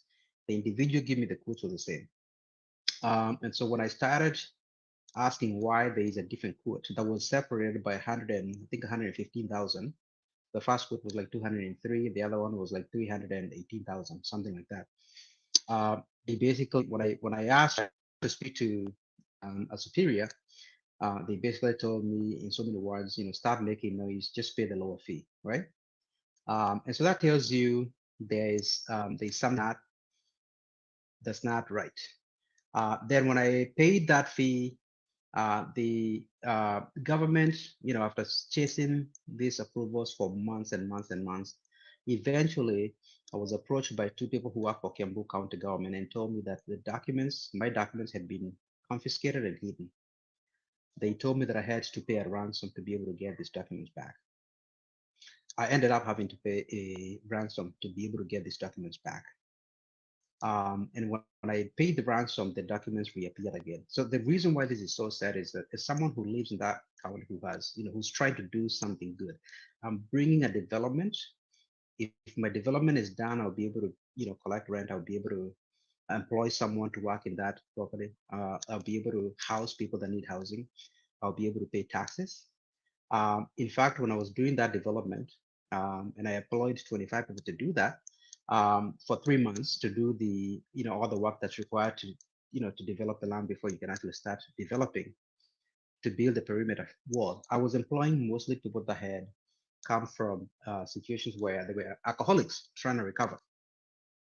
And when I had a party for them, just because they were so good in terms of what they did for me, I got a chance to talk to them, and every one of these people wanted to thank me for giving them an opportunity to earn a living, to have some dignity, right, to have a purpose. I talked to their wives. I talked to some of those guys' children. Everybody was happy that they got an opportunity to wake up in the morning and as opposed to going to drink, to do something productive. And they asked me if I can give them a chance to work for me again, because they knew that I was chasing these approvals. They wanted to know, can you promise us a job, right? And to this day, I have not been able to do that because my documents were hidden by the people who work for that county, and I had to pay a ransom and lost a lot of time. And so I tell you this story to say that the people that we put into these offices impact the whole county, right? Because right now there's 25 individuals who have wives, who have kids, who will be earning a living right now. They will be going to my projects to work. They can't do that because a few people in those offices decided that it's that if they cannot get their way, they are not going to approve these documents. You saw the story with Tattoo City. The same individual that was shaking me down is the same individual that was shaking down Tattoo City. In fact, if you go to my timeline, you'll be able to listen to a call where people who work for the county of Kiambu confess on the phone that the individual that had to be bribed for my documents to reappear again is the same individual that was shaking down to the city. So I just need you to think about my project is a small project. I was going to employ 25, 30 people. Tattoo City is coming to employ thousands of people. If you're an accountant and you need a job in Kiambu County, you could be working at Tattoo City, but you can't because those guys are shaking down Tattoo City. They are asking for 4 billion shilling, bribe to be able to approve. So I'm telling you that when you have people that are corrupt and don't care about the average citizen, then poor people don't have rights. right? In a country that's dominated by criminals, the poor have absolutely no rights. Thousands of people in Kiambu County wake up in the morning and are looking for jobs. There is a serious issue with alcoholism and broken families in that county. The easiest way to fix that is to actually give people the opportunity to make, to earn a living, to be productive. Many of these people don't want to wake up in the morning and drink, but they do that because there's absolutely no alternatives for them, right? They can't go and get a job somewhere because the people that are supposed to actually be making their lives easier are going there and taking advantage of those positions to enrich themselves. They don't care. They don't give a damn about the average citizen. So that's my story, and I've heard from a lot of people from that county who have had the same sort of experience. So that's one. I want to speak to the issue of devolution and generally speaking, what's happening to our counties. The idea of devolution was to bring services, to bring accountability, and to bring development to these counties. So that's the whole point. The whole point where you have a county is that if you need a road or if you need a hospital that's functioning, that you know who you can call, right? That those resources are there. What's happening today is not, it's not solving devolution. It's not solving Kenyans. If you spend the amount of time that I do looking at how our governments are behaving with your money, the answer is we are not solving Kenyans. And what I mean by that is this. I'm going to take an example of the 2022-2023 fiscal year. Our county governments had a budget of about 480 billion. We sent to these counties about 400 billions, right, from the national government. Before we even send this money, our national government starts with a deficit. So our national government on its own does not cover its bills. So before we actually get to send the 15% of the budget that we send to the counties, we are already in a hole. We don't have enough money. So we are borrowing everything that we send to the counties. So then we send 400 billion to these counties. And remember, it's borrowed money. Then the question is, what do they do when that money gets to the counties? Remember, the whole point of devolution is to serve people, to bring services, to bring a development. Our counties are spending more money on themselves than they spend actually providing services. Professor Kivuta Kibwana is here, so I'll be happy to hear his take on it. But I'm gonna tell you this: if you take 2022-2023 tax year, every county in our republic has on average 47 MCAs. These 47 MCAs across the country are taking about 10% of the entire budget of each county. So take your average county, you're gonna have on average 47 MCAs. Those 47 MCAs eat up 10% of the budget. Where is the fairness? How is it that we allow 47 people to eat up 10% of the budget when you're talking about some of the most, some of these counties are really poor. So many of these places, the rest of the money that's left is either stolen by these leaders. Every day you're hearing of, a former governor who's being tried, and eventually none of these people end up, there's no justice. People get arrested, they have cases, and they are not, look at Nairobi, right? Evans Kidero was charged. He gets appointed to government again by Ruto. Sonko was charged. He's out. He's, you go to his Instagram account and you can see where all the money went. Our systems are not working. Our institutions are not working. And the county governments, by and large, are not serving you. I'm just going to pick up on Makueni County because I know Kivuta Kibwana is here, and I'll speak to. I'm not here to sort of criticize the governor. He is one of the best when it comes to integrity. So I'm not here to talk about corruption in terms of Makueni, but I'm just going to point out, even when you have a governor that's good, that's decent, that's honest, Kenyans have to think about the size of our government. Here, Makueni County in 2022-2023 had a budget of about 10 billion, right? It has a population of about just under 1 million. Again, the first order of business when the money gets to that county is, which has 49 MCAs, is we take 10% of the budget and we send it to the county assembly. Okay, that money is gone; you will never see it. Then that county alone can only raise 400 million in that year in terms of own service revenue. So the whole county can only raise 419 million of its budget, which is about 4% of its budget. Okay. But we spend just 1 billion on the county assembly. So again, own service revenue is 400 million, but we're spending almost $1 billion on the county assembly. So the own service revenue itself cannot fund the county. Okay. Each MCA in that county eats about 19 million shillings. So if you take the county budget and you divide by the number of MCA, each MCA attracts 19 million in cost. So I'm going to ask you, if you come from Makueni County, name me the top 5 benefits that you get from these MCAs that are eating up 19 million of your money. Okay, I'm not saying that we don't need devolution, but this government needs to be reduced. There's no sense for a county that can only raise 400 million in own service revenue to have 49 MCAs that are eating up 19 million each. It doesn't make any sense. We can be more efficient, and we need to do that. I go next to how the money is spent. We When want it comes, for also to example, talk, please be brief. sorry. Okay, we want also to contribute kindly. You can have like 4 to 5 Yes, minutes, please. 2 minutes. Yes. 2 minutes. We're 2 taking minutes. I'm long. done. 2 minutes. I'm done. 2 more minutes. I'm done. And again, I am pointing out this because Governor Kivutha Kibwana is one of the people that you don't question their credibility.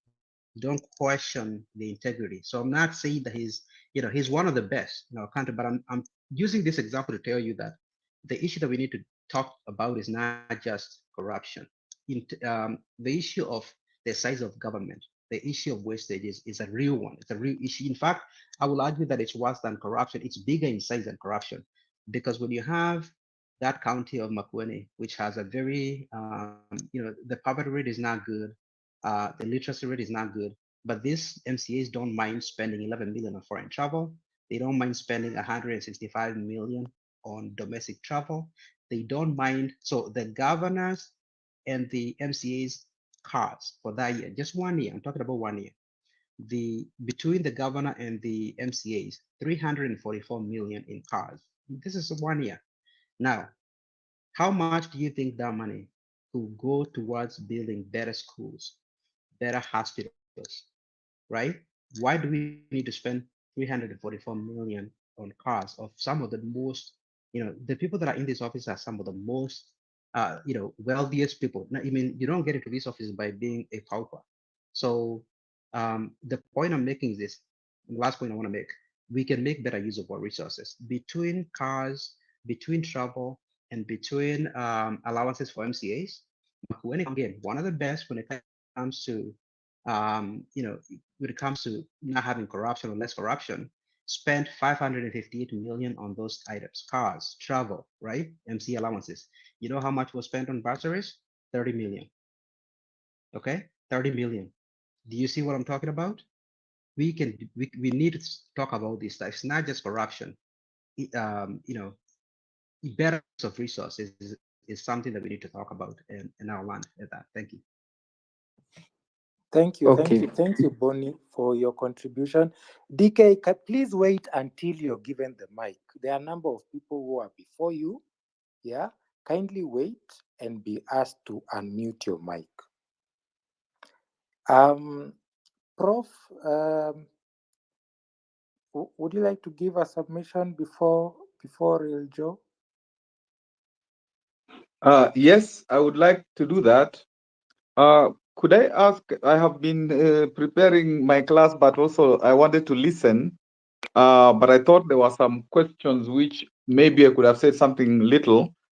Could Bonnie remind me which financial year he was talking about? Absolutely. 2022 to 2023 fiscal year. Okay, because that is of course a year after I'd left.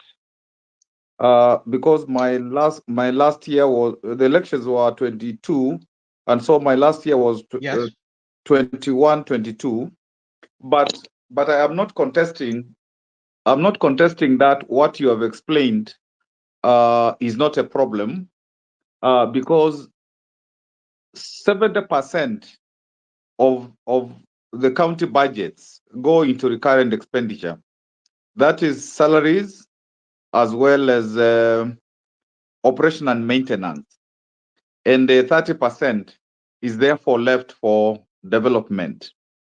And of course, the question of the wage bill has been an enduring question, both at the county and national levels. And we haven't solved it because it's also a political question. When it's about to be solved at the national level, people say that it will cost them elections, and government is the biggest employer. Money from people are employed percolates, everywhere. And so that is something that has to be tackled, including the productivity of the people who work, the productivity of those who work at the county. And for example, Nairobi, Machakos, Kisumu, Mombasa, Nakuru, some of the bigger municipalities initially had more people who were already employed, and they were PP, permanent and pensionable. So one couldn't fire them. And then the functions that they were supposed to work for or in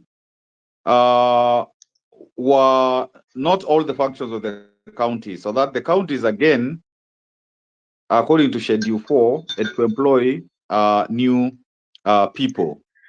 So there's that. You're correct in terms of if 70% goes into recurrent and only 30 to development, that's really, an issue that requires to be faced head on, including the productivity of those involved. And like the example that you gave of, Bonnie gave of Kiambu, in terms of people who are really doing rent seeking in a very, if I can say, cruel way. And I worked as a minister in a Ministry of Lands, and there were characters of that kind, people who really were very nasty, and sometimes felt that they were even senior than a minister because maybe they'd contacts, even high offices within the national system. But again, that makes devolution not deliver as it should, because if these people who are supposed to give services are delaying, they're asking for money, there is confusion, they don't seem to know how much even you should pay for a particular thing, and they don't care about the development that will come to the area, the jobs, even the taxes that will be paid, then those are issues that in this space and other spaces have to be focused upon. Structurally also, the MCAs get their budget directly from the from the national government. So it is not the executive which decides how much will be the budget of the MCAs. Through their county forum, they were able to negotiate so that they are not at the mercy of the county executive, just like the national level where parliament has got its own budget. So, and in Makueni, for example, we had a major problem initially when I was saying that they want, a quarter of the budget, when it was like 4.3, the whole budget B, and they wanted 1B. And that was the cause of all the fights that we had, including even the county being dissolved and my being impeached and a shootout. When we went to a meeting, they had called to reinforce the impeachment. So those are structural issues that have to be looked at, so that a lot of the money that the counties get from the national level, own source of revenue from development partners, and so on, should be committed to the topic we are discussing about county services, delivering those county services. But having said that, I am very much encouraged by the work that Bonnie does from abroad, and the data activists also, because it's really very critical work in terms of scrutinizing how funds are being utilized, how services are being offered, and to do that in a way to make these people respond, because now they realize that there is a spotlight, there is citizen oversight beyond county assembly oversight and the national level oversight through Senate and Auditor General. But let me also say, because I listened a little to the conversations before, like the Alfred, no, not Alfred, but the Taveta, Taita Taveta County. For many, many years, my late father, did business in Taita constituency, which is now part of Taita Taveta. And I think there are serious issues of, like was said, the park, because a lot of the land is the park. And of course, there are people who have got those big farms there. And even the mining that is done is really done, and there isn't much money coming into Taita Taveta. It gets some of the least monies from the national level. So there is really a major issue, and I think, as was correctly said, apart from the internal issues within the government, but there is the question of the park, the county getting some money so that there's a uniform policy, just like Narok and recently even Kajiado, both Taita Taveta and even Makueni, who their land is part of a part of the parks. There should be uniform policy regarding people approximate to these national parks and game reserves. But it is a fact that Taita Taveta County, from the coastal counties, just like maybe Tana River, they are extremely disadvantaged. I want to talk briefly about the pending bills. Strictly speaking, no county should have a pending bill, even the national level, because when you do a budget, you have to do a budget according to the money that you have. If you do a budget beyond the money that you have, then that is actually a crime under the public finance management law.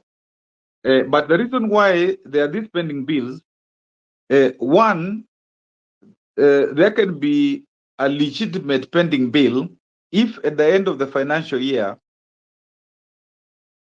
one doesn't get the money from the national level for that financial year, and they have already contracted people according to the budget to do work. The other reason people get pending bills is when you promise things that are not in the budget. You are excited, you go to a place, people dance for you, then they make requests, and you say this will be done in the heat of the moment, so to speak. And then, of course, there is no budget for that, and you can't find a budget for that. The other way is when you approximate what you will get from one source revenue. Like you approximate, I'll get 500. And then at the end of the year, you get 300, and you have already you had thought that you had about 500. So there you can have pending bills, and that is why people, to avoid that, they don't, even when they've made the budget, they start to implement as they see the flow of money. So that if you see that your own source revenue is coming not as much as you thought, the flow is not good, then you don't start and procure, certain projects, so that at the end, you make sure that you can only procure for the money that you have raised. And then you will tell the people that even though they've done public participation, that you will shift some of what you couldn't do to the next financial year. And finally, I think that in terms of, I think it was the agronomist who said there is no voice to protect farmers. Some of the people who are doing this work, even at national level, don't seem to have an idea. I think when he said that people must be the voice, start visiting people. If you have a political ambition, and many people should have political ambition, so that the Gen Z movement needs now to be differently expressed as well. And you visit the people, you are there with them, you're offering services, they recognize you, you say what you can do, you show what you have done before, and you endear, yourself, and you say you have knowledge, because even listening to the contributions here, people have, a lot of knowledge. Kari talked as if one was a kind of giving up. We can't afford to give up, even when things look very bleak. We cannot. This still is a country of promise, despite the current issues, and we must work towards, making it better. The people are progressive, the people are positive, to continue working together. And finally, again, it was pending bill where one lady said that the parent had not been paid for work in Machakos. And I think if one had a contract after procurement and they have not been paid, then they need to go to court. They need, first of all, to stake a claim. And then if they are not being paid still, because governments are continuous, there is succession from one government to another. And unfortunately, in some of the counties, there are people who did work, particularly in the first 5 years. Some of them were just told do work. There was no procurement, there was no contract. And then they were told that, there is no money to pay you. And actually, some of that verges on criminality. So thank you, data activist, and Bonnie, and Toria, and all of you. Please, I think this is an important conversation in terms of really making sure that services are delivered and there is data to track, and there is this insistence on citizen accountability. I yield. Thank you, Prof, for that submission. I see Dennis Chege, your hand is up. You say something before the real Joe goes. He has been waiting for a while. Thank you very much, data activist. Thank you, Toraya, and the speakers panel, and everyone here. Good evening. I hope you can hear me, data activist. Yes, you can. Proceed. Thank you. So very quickly, are you satisfied with county services? I think let me speak as a resident of Nakuru County. So I'll mostly just rely on the information and evidence I have in Nakuru County. Are we satisfied with the services? That is debatable, but we are definitely happy with the services of devolution so far. I am assuming that your question covers the whole, is it 12 years we've had since 2013, right? And I think this country has seen significant development under devolution, in as much as we have the challenges that we've had, which mostly around two areas, which is corruption and mismanagement. But I think if we are able to tame corruption and wastage, I think devolution is a beautiful thing. I think devolution should be protected, and I think devolution should be something that is really defended. because looking at what is happening currently, we have seen a significant drop in, not drop, we've seen, we are not sure whether this government is supporting devolution 100% because of the kind of delays we are seeing on the disbursement from the revenue sharing. So you realize that some counties are almost even grounding to a halt as we speak right now because we have not received any form of funding from the last 4 months, I think. But other than that, I think we've seen various developed sectors have significant growth. In Nakuru County, since it's highly agricultural, we have seen what the nation has done in terms of interventions like, mechanization, increased input access by farmers. We have seen distribution of, for example, irrigation kits. We have seen seedlings and seeds being distribution and the other services like extension services, etc. And for example, education, we have seen like this county government, the governor has introduced a school feeding program, and it has great benefits. I'm aware that the number of ECD children has grown significantly. We have seen an increase in over 1,500, I think, admission for new ECD students from our very rural areas in Nakuru County. And this is largely because of the feeding program. So that is very commendable. On health, we have seen how the county has tried to, support health machinery by employing quite a significant number of community health promoters who have really assisted in at the machinery level on things like immunization and whatnot.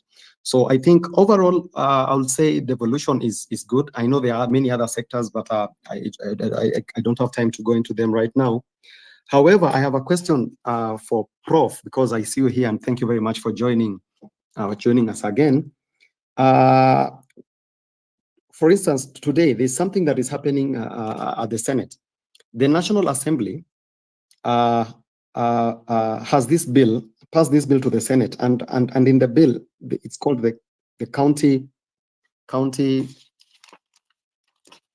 revenue something. I'll get the name just now. But we know that there has been a reduction, a huge reduction of, actually a reduction of 10.5 billion in the roads maintenance levy fund.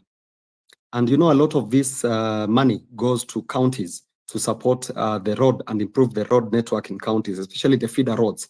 And because I come from Nakuru County, since it's an agricultural town, a lot of our constituencies and wards heavily rely on agriculture and their produce.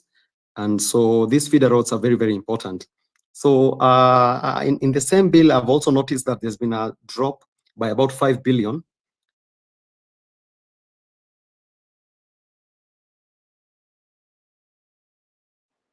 Dennis, we lost you. Can anyone hear Dennis?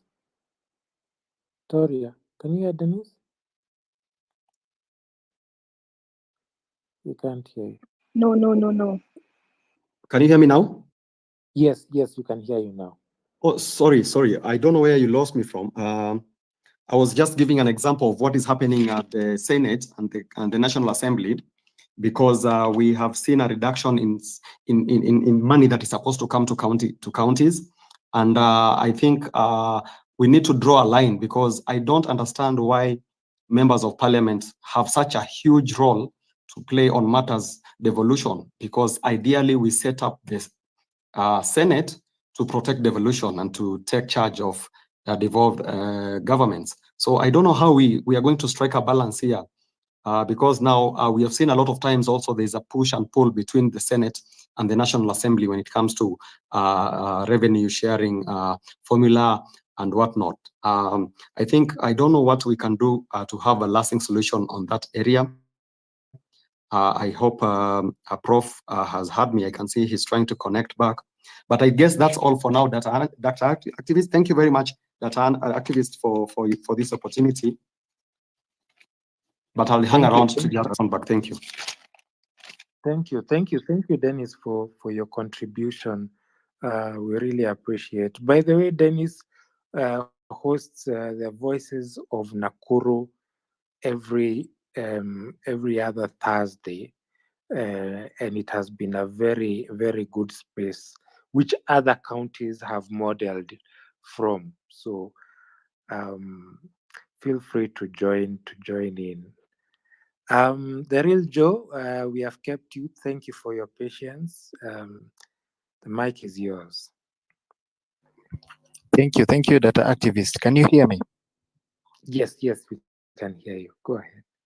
Thank you. Am I satisfied with the county services?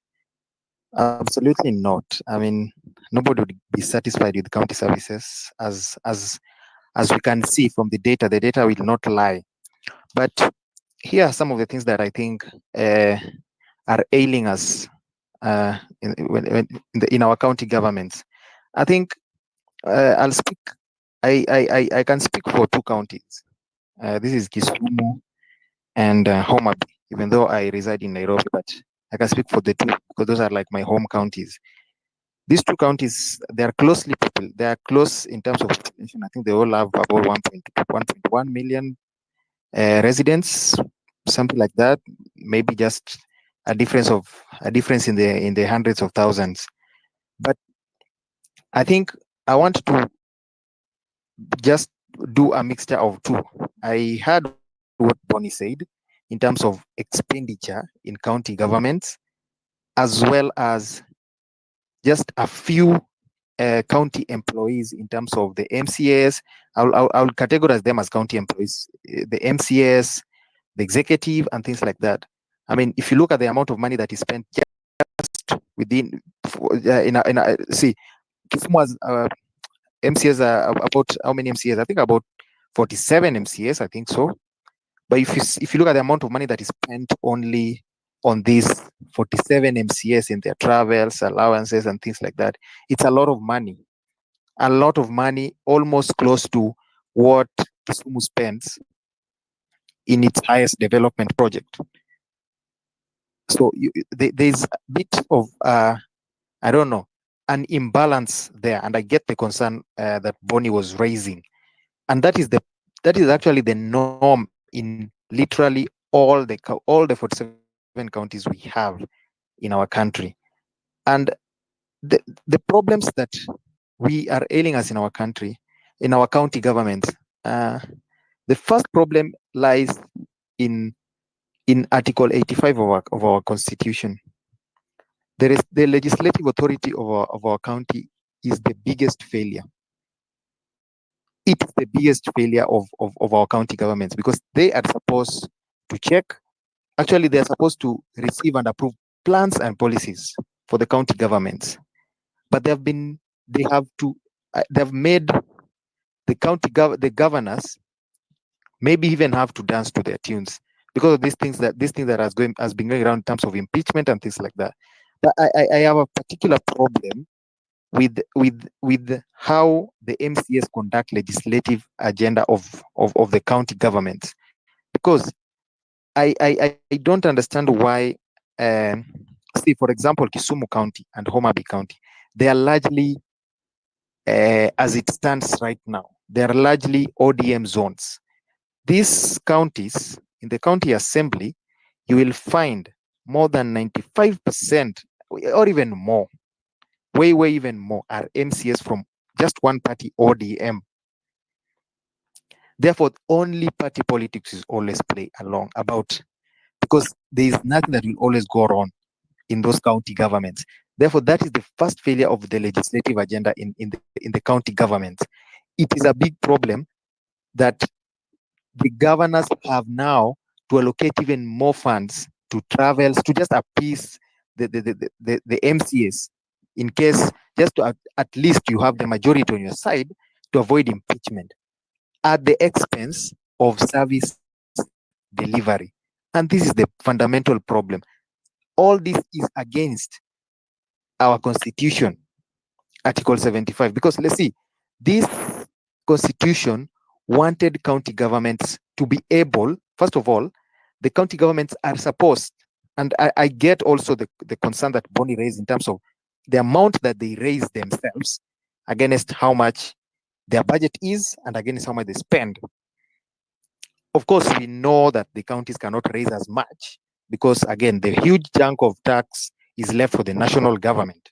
Then the national government then distributes the money to the county governments. So the county governments will always collect licenses and things like that. I have a problem when it comes to them being able to increase, because Article 75 requires county governments to be able to have a reliable source of revenue to enable them to govern.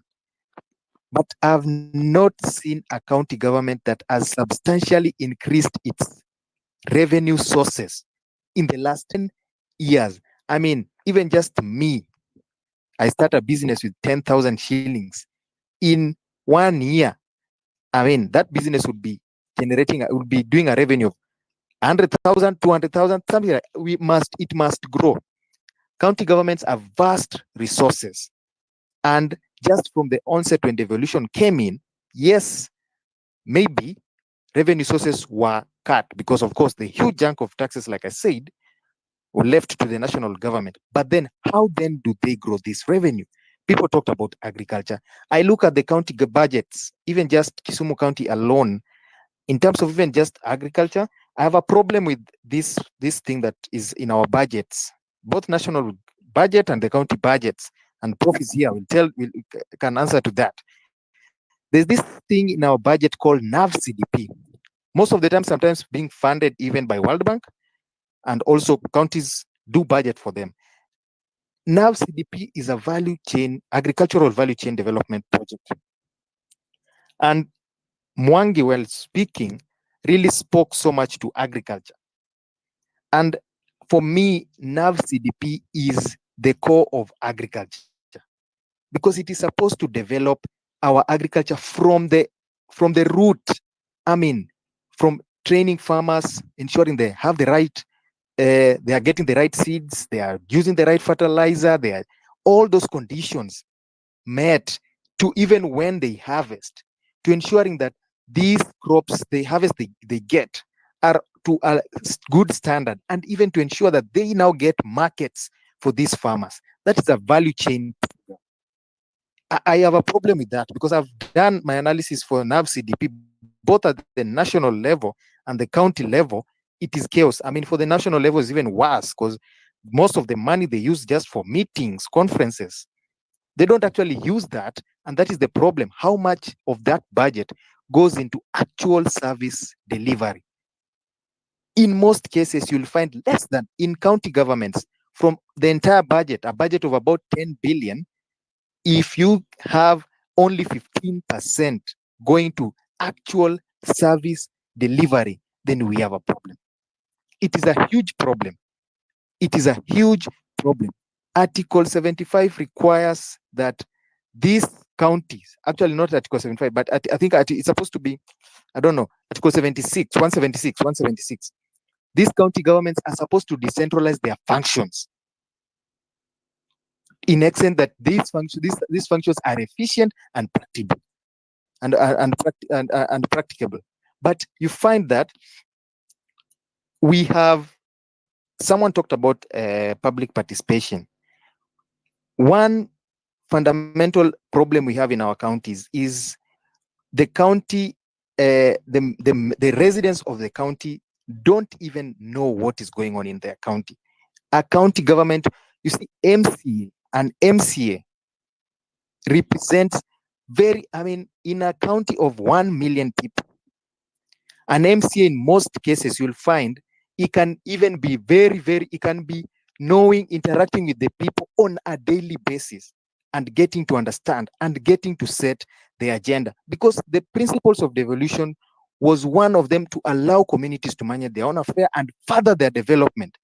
It is supposed to be, this devolution was supposed to bring the state functions close to your door, that you have an MCA there and you can talk to the MCA about this road, about farming, about employment, about bringing the state functions close to your door. And that is what this devolution was supposed to bring to us.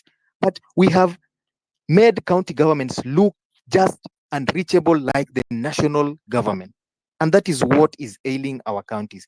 We have to change how legislation happens in our county governments.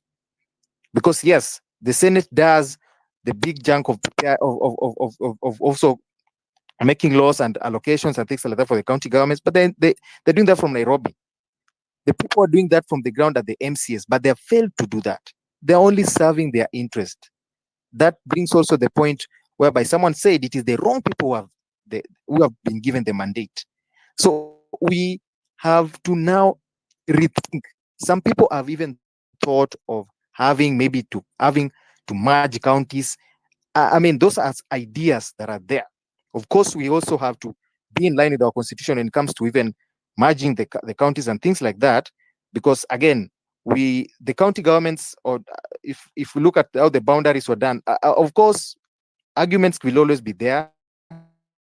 I have particularly also said previously that I also believe this can be merged. For example, maybe Nyamira and Kisii, because I don't understand why Nyamira is a very small county, population of about 600 million people, not to demean Nyamira, but if you look at even the spending of that county, almost similar to other counties, I think at about 2020, 2021, 2022, it was generating revenue about less than 100 million. Right now it's about close to $250 million, about 200 million, something like that. But if even the people of Nyamira alone, when they're going to Kisii, they always say tunaenda town. So there are some counties that we can think of merging to reduce the cost of administration, because the biggest cost, if you look at all these things, then it is administration, operations, and maintenance, just like Prof had said. That is something that we really need to rethink. Prof talked about this thing can cause, it is a political issue. It is not even a political issue. It is not, I think it is all about, it boils down to the policy and goodwill. It is always goodwill. And that is what that's where the boundary is always set. When it comes to governance, the governing always sets boundary when it comes to goodwill. And that is the fundamental problem we have. We have to fix legislative authority in the county assemblies to be as competitive and to be able to make the counties prosper, to be able to formulate proper policies that are development oriented, to be able to ensure that the people feel that this administration, the state power that the devolution has brought, is right on their doorsteps. That is when we can prosper as a country. Because with the county governments right now, we are not supposed to be crying to the national government. We are not supposed to be crying. Development is supposed now to be something that communities, that is the people residing in the county, are supposed to chant out their own development agenda and do what and just bring development according to how they want development run or done in their counties. So that is what I have to say for now. Data activists, thank you very much. I like the spaces that you do for the counties, and these conversations are what are going to make us prosper as a nation. Thank you very much, data activists. Thank you, Real Joe, for your submission. We really appreciate. And I'm seeing it's really late. I really love the space, your contributions, but people need to get some sleep. Very important. So as we do our final submissions, I would like to do it in this order. Tom Boyer, who hasn't spoken, then DK, then Bonnie had something to add. Then we can go to Bonnie, then Collins, then we can go to Toria. But first, let's start with Tom Boyer. Briefly, take the mic. Asante. Well, thank you. But unfortunately, I'm not ready to speak. Kindly give to another person. Okay. DK Nyabuti, mic is yours. Okay, thank you. Thank you for giving this opportunity. I'd like to contribute, but mine is on, my issue is on the corruption. First of all, for young people, you remember that we had a lot of demonstration all over Kenya, but most of it they were demanding is jobs. Now you find that Public Service Commission, as a commission, whereby it's very corrupt, and you see this independent body which oversee other other bodies like IPOA and others independent commission. You find that there is a time even the CS, who's now currently working as advisor of the president, saying that Public Service Commission is rotten because of the corrupt. If you want a job as a driver, you have to give a bribe of 100,000. If you want a job as a graduate, you have to do 500,000. If you want a job as a vice chancellor, you have to do 5 million. Currently, we have been having an issue of public interns. I'm a young graduate people who have been doing county interns, Public Service Commission interns.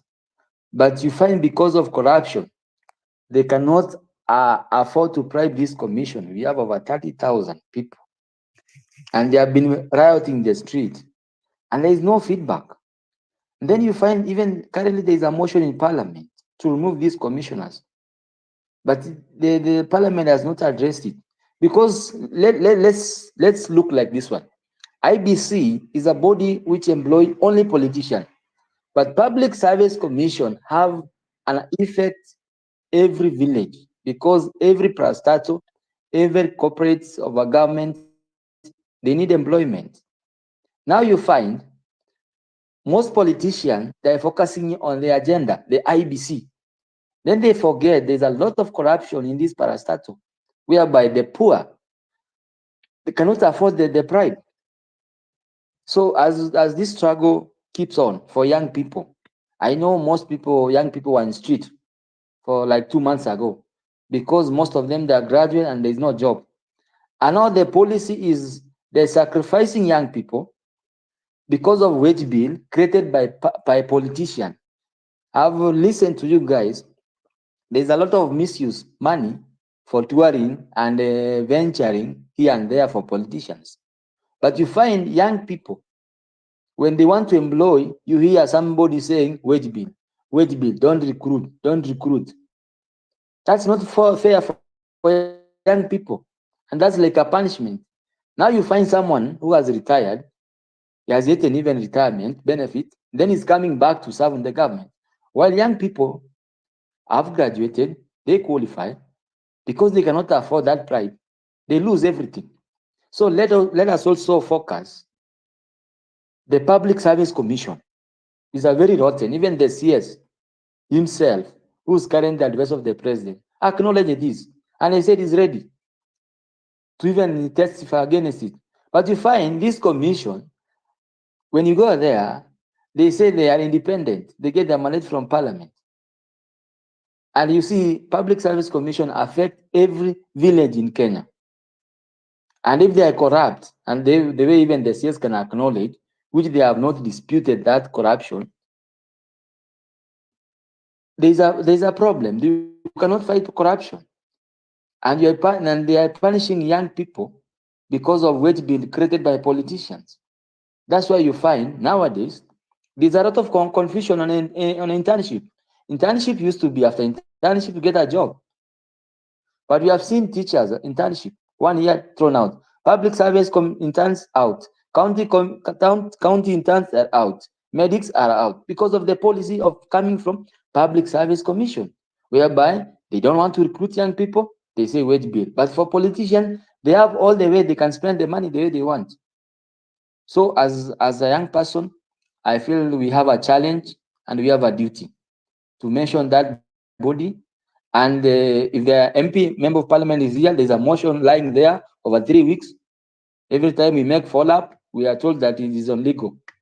So let's our voice be heard. Young people are crying. And this revolution will not stop unless they listen to what they say. Thank you. I don't have to talk more. Thank you. Go ahead, Tom. Please be brief. 2 minutes as we close. Thank you, Tom.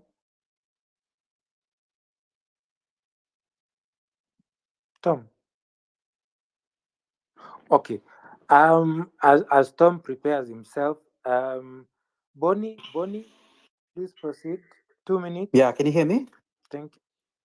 Yes, we can hear you. Yeah, so I don't have much to say. I just wanted one of the previous speakers talked about the concept of own service revenue, and I don't think that Kenyans quite understand why, for example, I focus a lot on it because own service revenue speaks to, in my view, it's a good proxy for the economic prospects in a particular county, and it tells you a lot about, in my view. So when I'm looking at, for example, how a government is behaving with your money, I look at own service revenue, and I also look at the size of the budget, and I look at what they're doing in other areas. For example, if I pick up a county like Migori, can you hear me?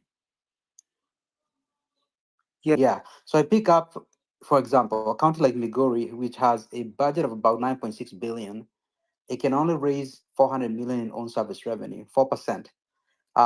They spent 900 million on the county assembly, so that's about more than twice how much they raised. Then they spent 924 million on travel. So I just want to stop right there and tell you why this is important to me. If you are a county and you can only raise 400 million in own service revenue within the county, but you have no problem spending 924 million shillings, that tells me that you don't have any common sense, and it tells me that you don't have any business sense.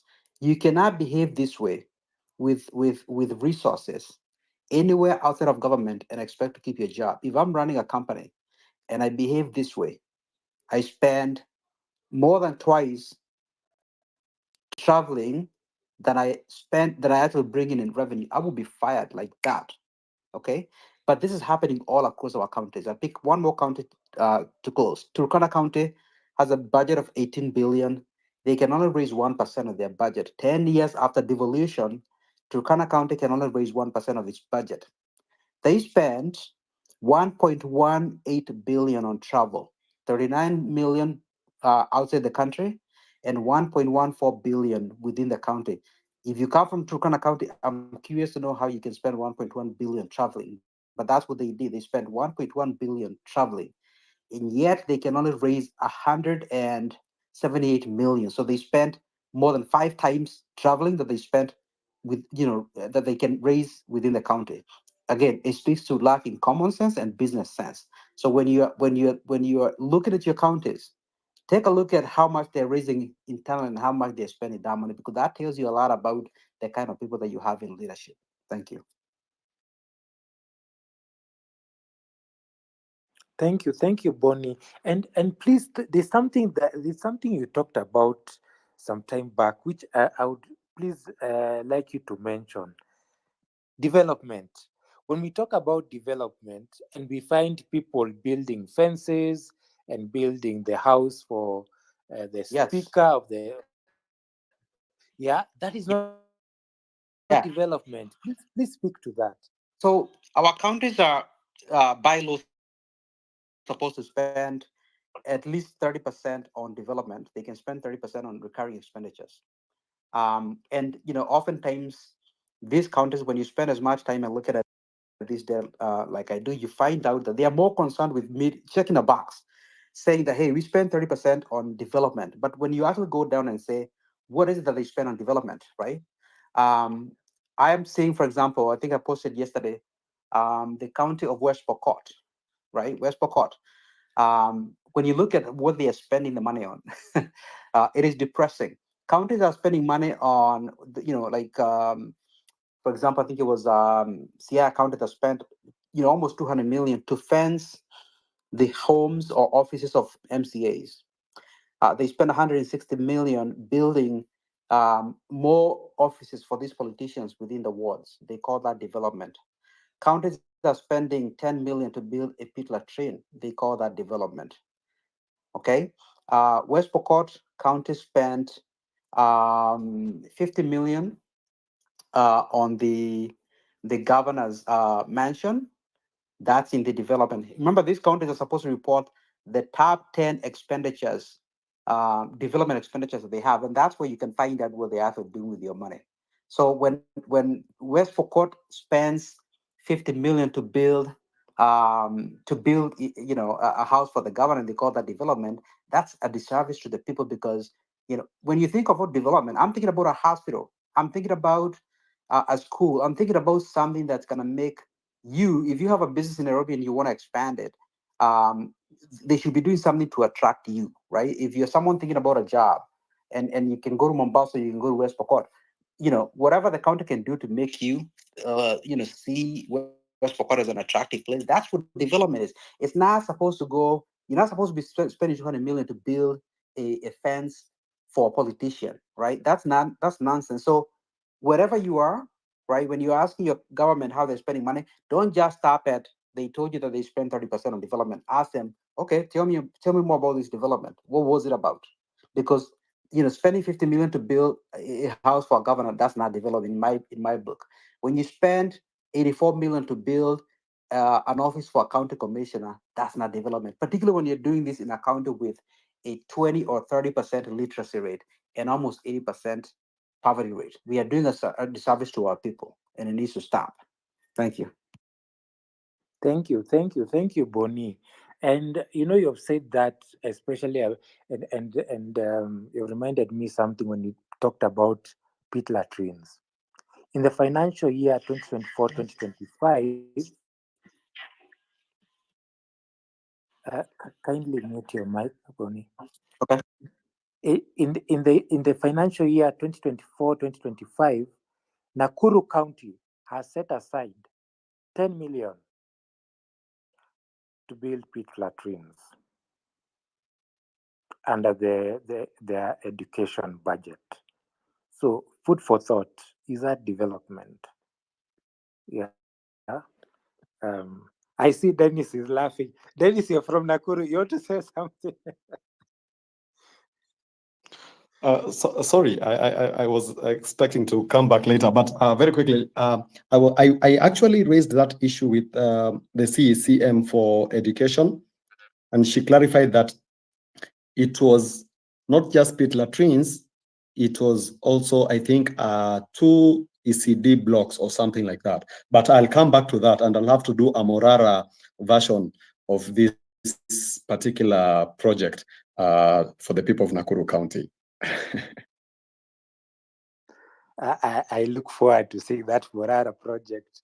That would be interesting to find out what they mean by block, because on the document it says classroom, singular. But anyway, we shall find out. We have Honorable Kibet. Please give us your final submissions as we wind up. 2 minutes, please. Okay, he has dropped. Collins, 2 minutes, final submission. Collins Odhiambo, 2 minutes. Toria, can you hear me? Am I? Yeah.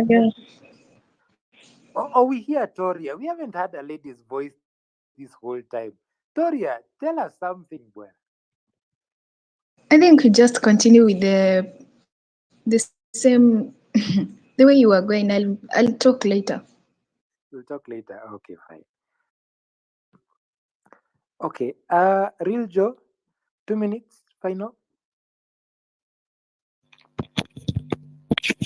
Thank you. Okay, my final submission basically boils down to, I think Bonnie Mwangi has put it into so much context on how our money in the county governments are spent. That's what I was trying to insinuate when I said actual service delivery. The amount that goes into service delivery is only the amount that directly affects the people. So when you say things like people, there's this financially, I think it was 2020, 2022, 2023, 2024, Homa Bay County had bought, as part of their development expenditure, I think they had bought a grader, just one grader, and that was just it as development that the county had done. And see, these are some of the things that the county, but you'll end up finding, oh, that is just one that maybe I would say directly, because of course they built other things, they did other things, but that does not directly affect the people of Homa Bay County. One problem I don't understand, and I wish Prof would have answered to this, I don't understand why county governments are so much afraid to invest, to as part of development projects, initiate big projects like a plant that manufactures something. I don't know why county governments cannot do this. I don't understand. These are the only things that can create jobs. We really need to think of development in terms of production.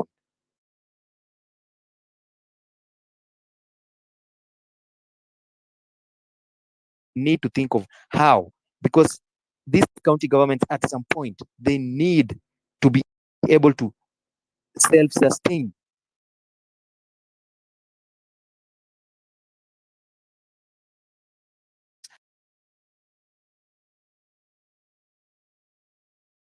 That people have not been paid, you'll hear a lot of things. But if you look at how the money is spent, it is chaos.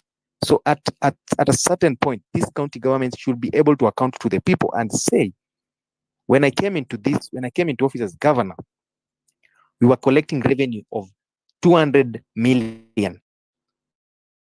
We are now collecting 800 million, and we are looking at collecting billion.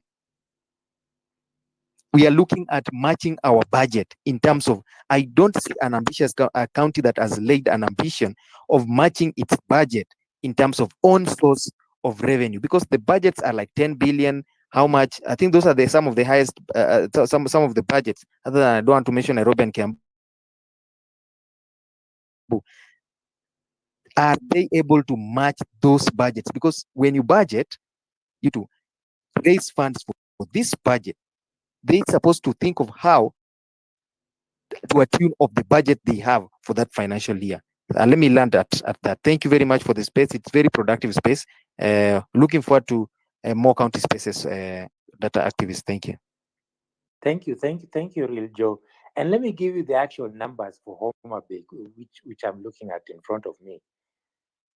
The total budget estimates for 2022-2023 for Homa Bay, 10 billion, 10.1 billion. They went up by 11% to 11.2 billion in 2023-2024. Now, you've spoken about development. Let me tell you what the development budget estimate was for Homa Bay. It was in 2022-2023, it was 3.1 billion. Then it went up in 2023-2024 to 3.5 billion.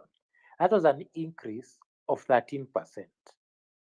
Yeah, but the actual expenditure for Homa Bay within that period in 2022-2023 was 2.5 billion, and it went up in 2023-2024 to 3 billion. That is an increase of 22%.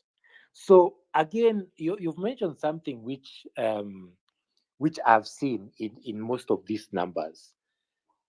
How they determine the budget, I do not know, because if they are spending 2 billion on development and 3 billion on recurrent or something like that, where is the 10 billion they were estimating? How are they estimating that budget of 10 billion? It doesn't really make sense, and that would need some clarification on. It doesn't add up, and I've seen that in a number of counties. I'm sure even Bonnie has seen that.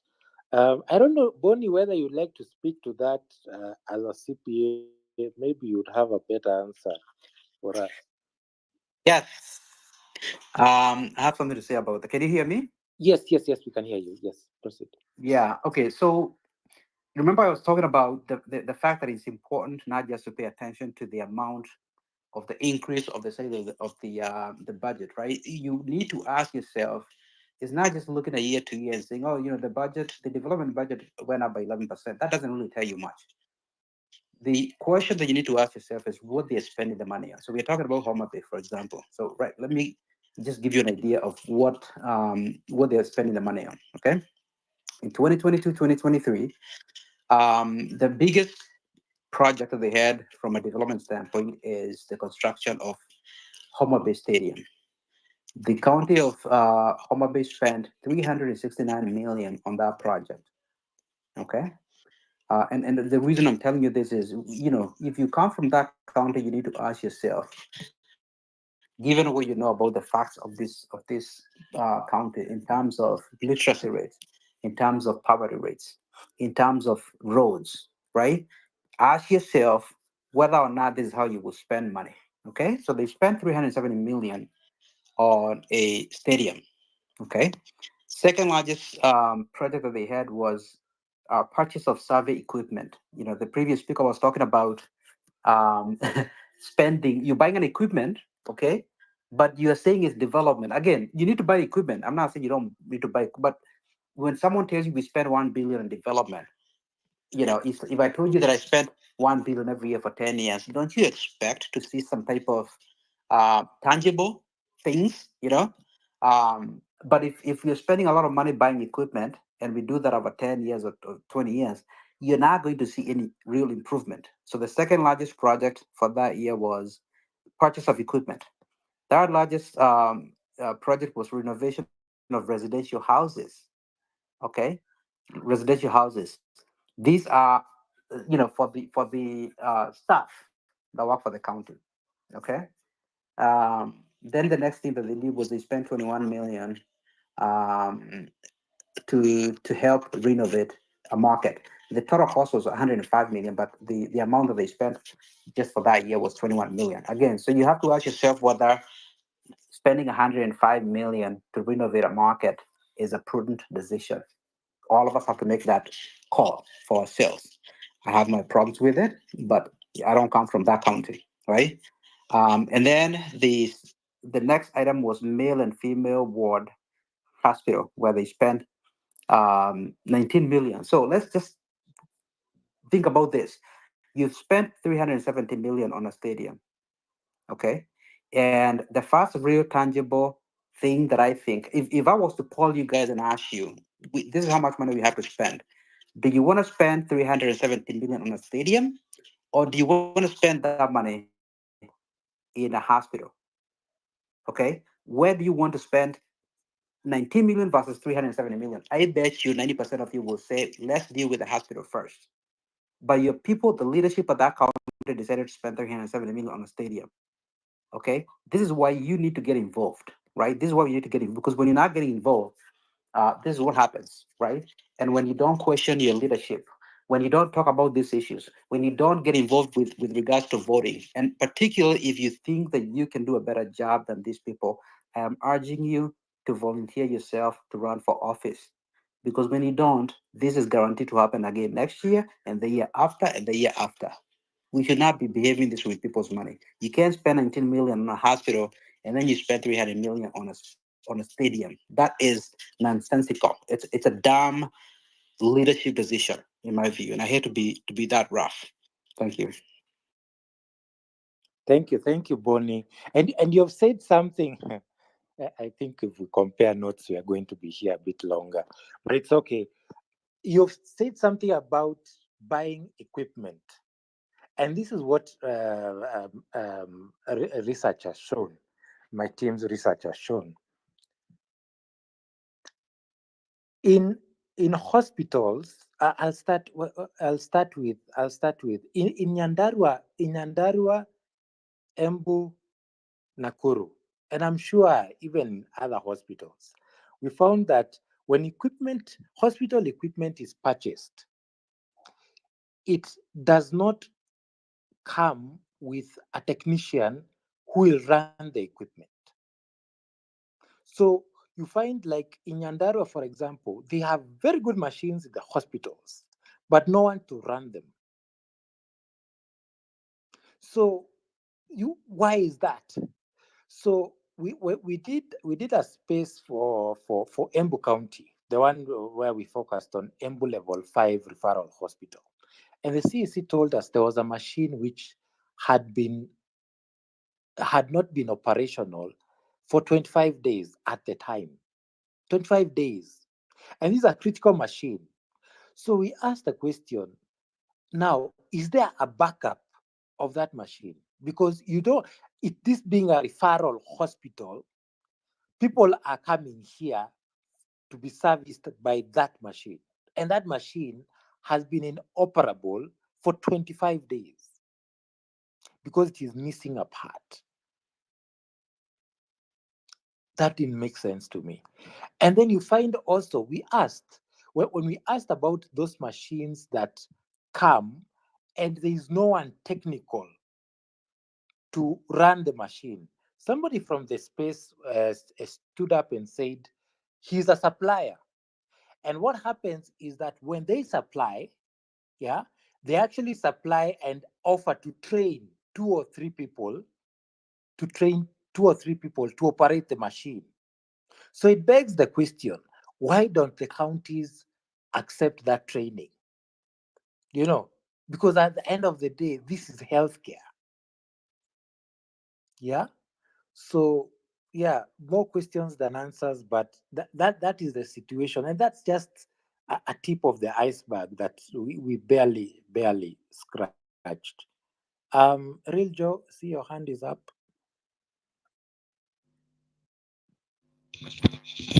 Yeah, sorry, just something that Bonnie has said about the expenditure on the stadium. In fact, this project of stadium has a lot more controversy than even answers. Why? The amount of money that Bonnie is saying, 300 million on stadium. This stadium actually, the initial contractor, because I know the contractor personally, the company that was doing the stadium, and when they were starting the project, it was actually during the former governor's tenure, Awiti. I mean, this project it was by the time you are talking about this budget, because the budget Bonnie is talking about is for the current governor, this project, according to and this is something that I will need to verify maybe on the next space, maybe when we'll be talking about Homa Bay, but this is a project that has had over expenditure on it, the stadium itself. I know the contractor personally, the Somali contractor, the owner of the company that was doing the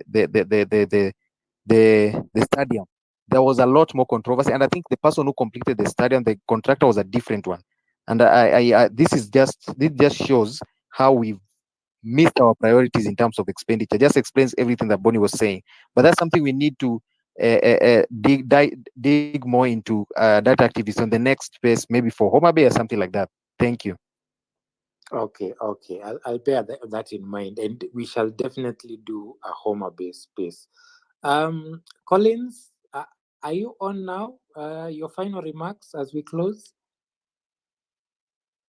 Okay, Collins is still not on. Dennis, your final remarks? Thank you very much, that activist. I hope you can hear me now. Yes, we can. Go ahead. Great. I need to appreciate also Bonnie Wangi. Bonnie, thank you very much for what you've been doing for counties. I have used your data, by the way, to have a space on Nakuru County and to look at the Auditor General's report. So thank you very much, and we really appreciate what you're doing. Continue doing that, because with data you can never go wrong.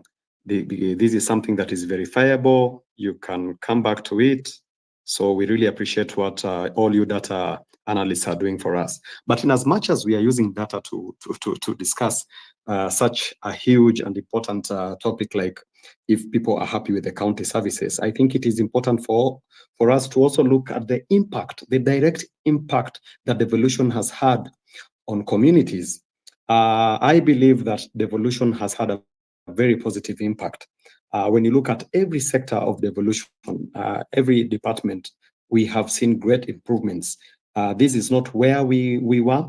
And in most instances, you will realize that in the last 10 years, we have probably done what this country had not done since independence. So I know if you look at data, the figures are they're a bit screaming, and you might feel like we are not moving in the right direction. But I believe that if every stakeholder, every Kenyan is just deliberate about ensuring that the promise of the revolution is realized for all Kenyans, then I think that is a conversation we should be having. We should continue encouraging people to do what we are doing, to participate actively as citizens in matters accountability, for us to be able to put our leaders accountable, because like I've heard all of you say, and I'm sure we will agree that the biggest challenge we have under devolution is corruption and wastage. I think if we are able to tame those two, then definitely we will be moving in the right direction. I needed to say something about, you had mentioned something about equipping, for example, equipping, it's very important even as we discuss matters devolution and as we continue learning how to make our leaders accountable and using tools that some of you provide for us through data. We have other tools that we have been provided for by the government through the Office of the Auditor General, the Controller of Budgets. It is very important for us as active citizens to understand how government works. Listening to some of you, I realize that there are gaps in the information we have. There's a lot of misinformation also that makes us condemn a lot of the mistakes under devolution. It's very important that we understand before a project is done or implemented, where did it start?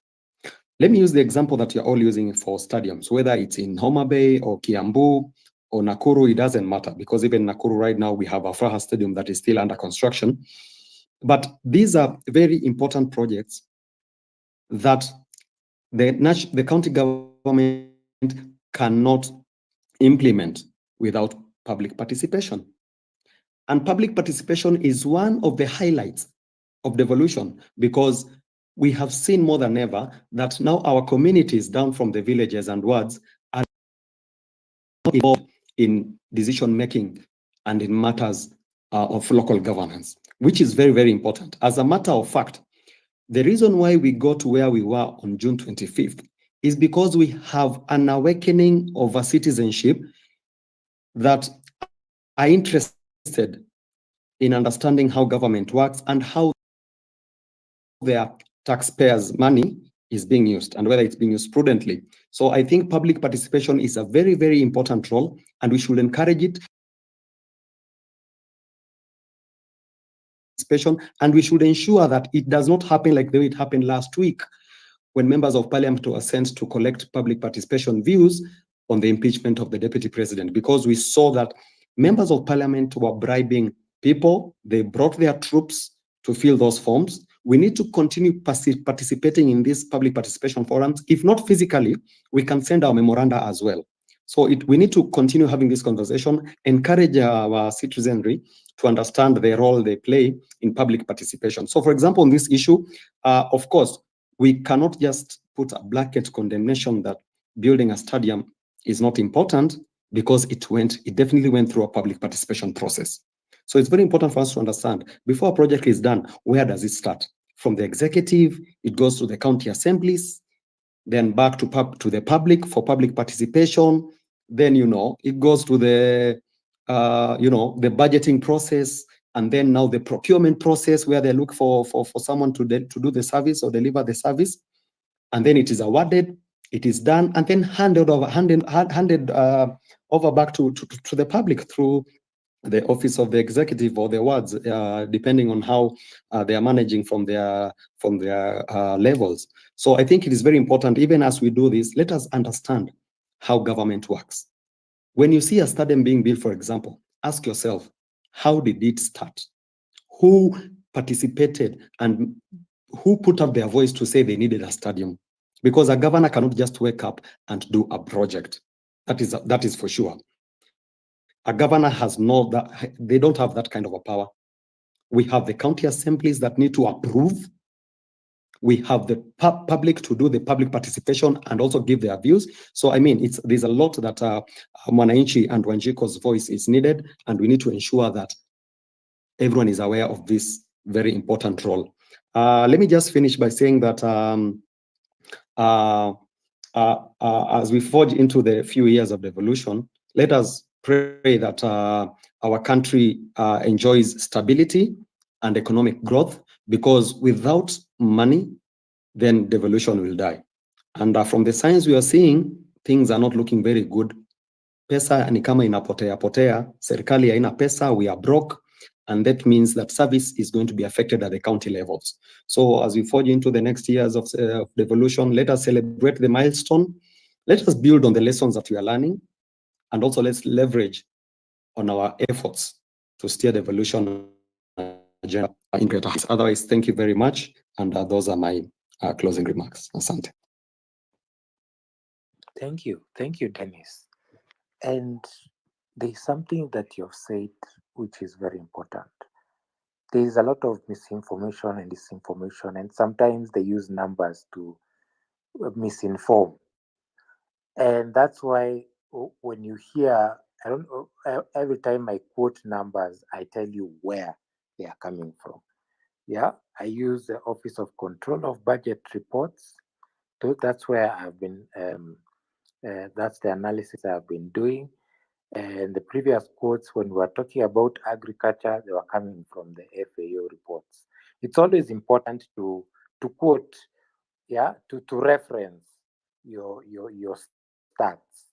That is actually an industry standard, because people tend to use and misuse stats, yeah, and in the spirit of transparency, and one needs to be able to verify what another is saying, or whether they can actually check for themselves and see whether that data actually adds up. We are human after all, and sometimes we make mistakes. Yeah. So our second last speaker before Toria goes, Honorable Kibet. Karibu kwenye mic. Honorable Kibet. Okay. Okay. Go ahead.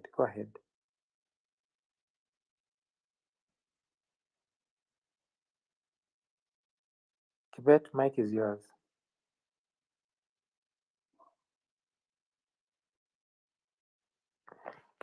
Okay. If you don't want to speak, Toria, say your final remarks, and then we can close the space. Toria, go ahead. Okay, I don't have much to say. A lot has been said. We've been listening, and I appreciate everyone who has sacrificed your time to join us here.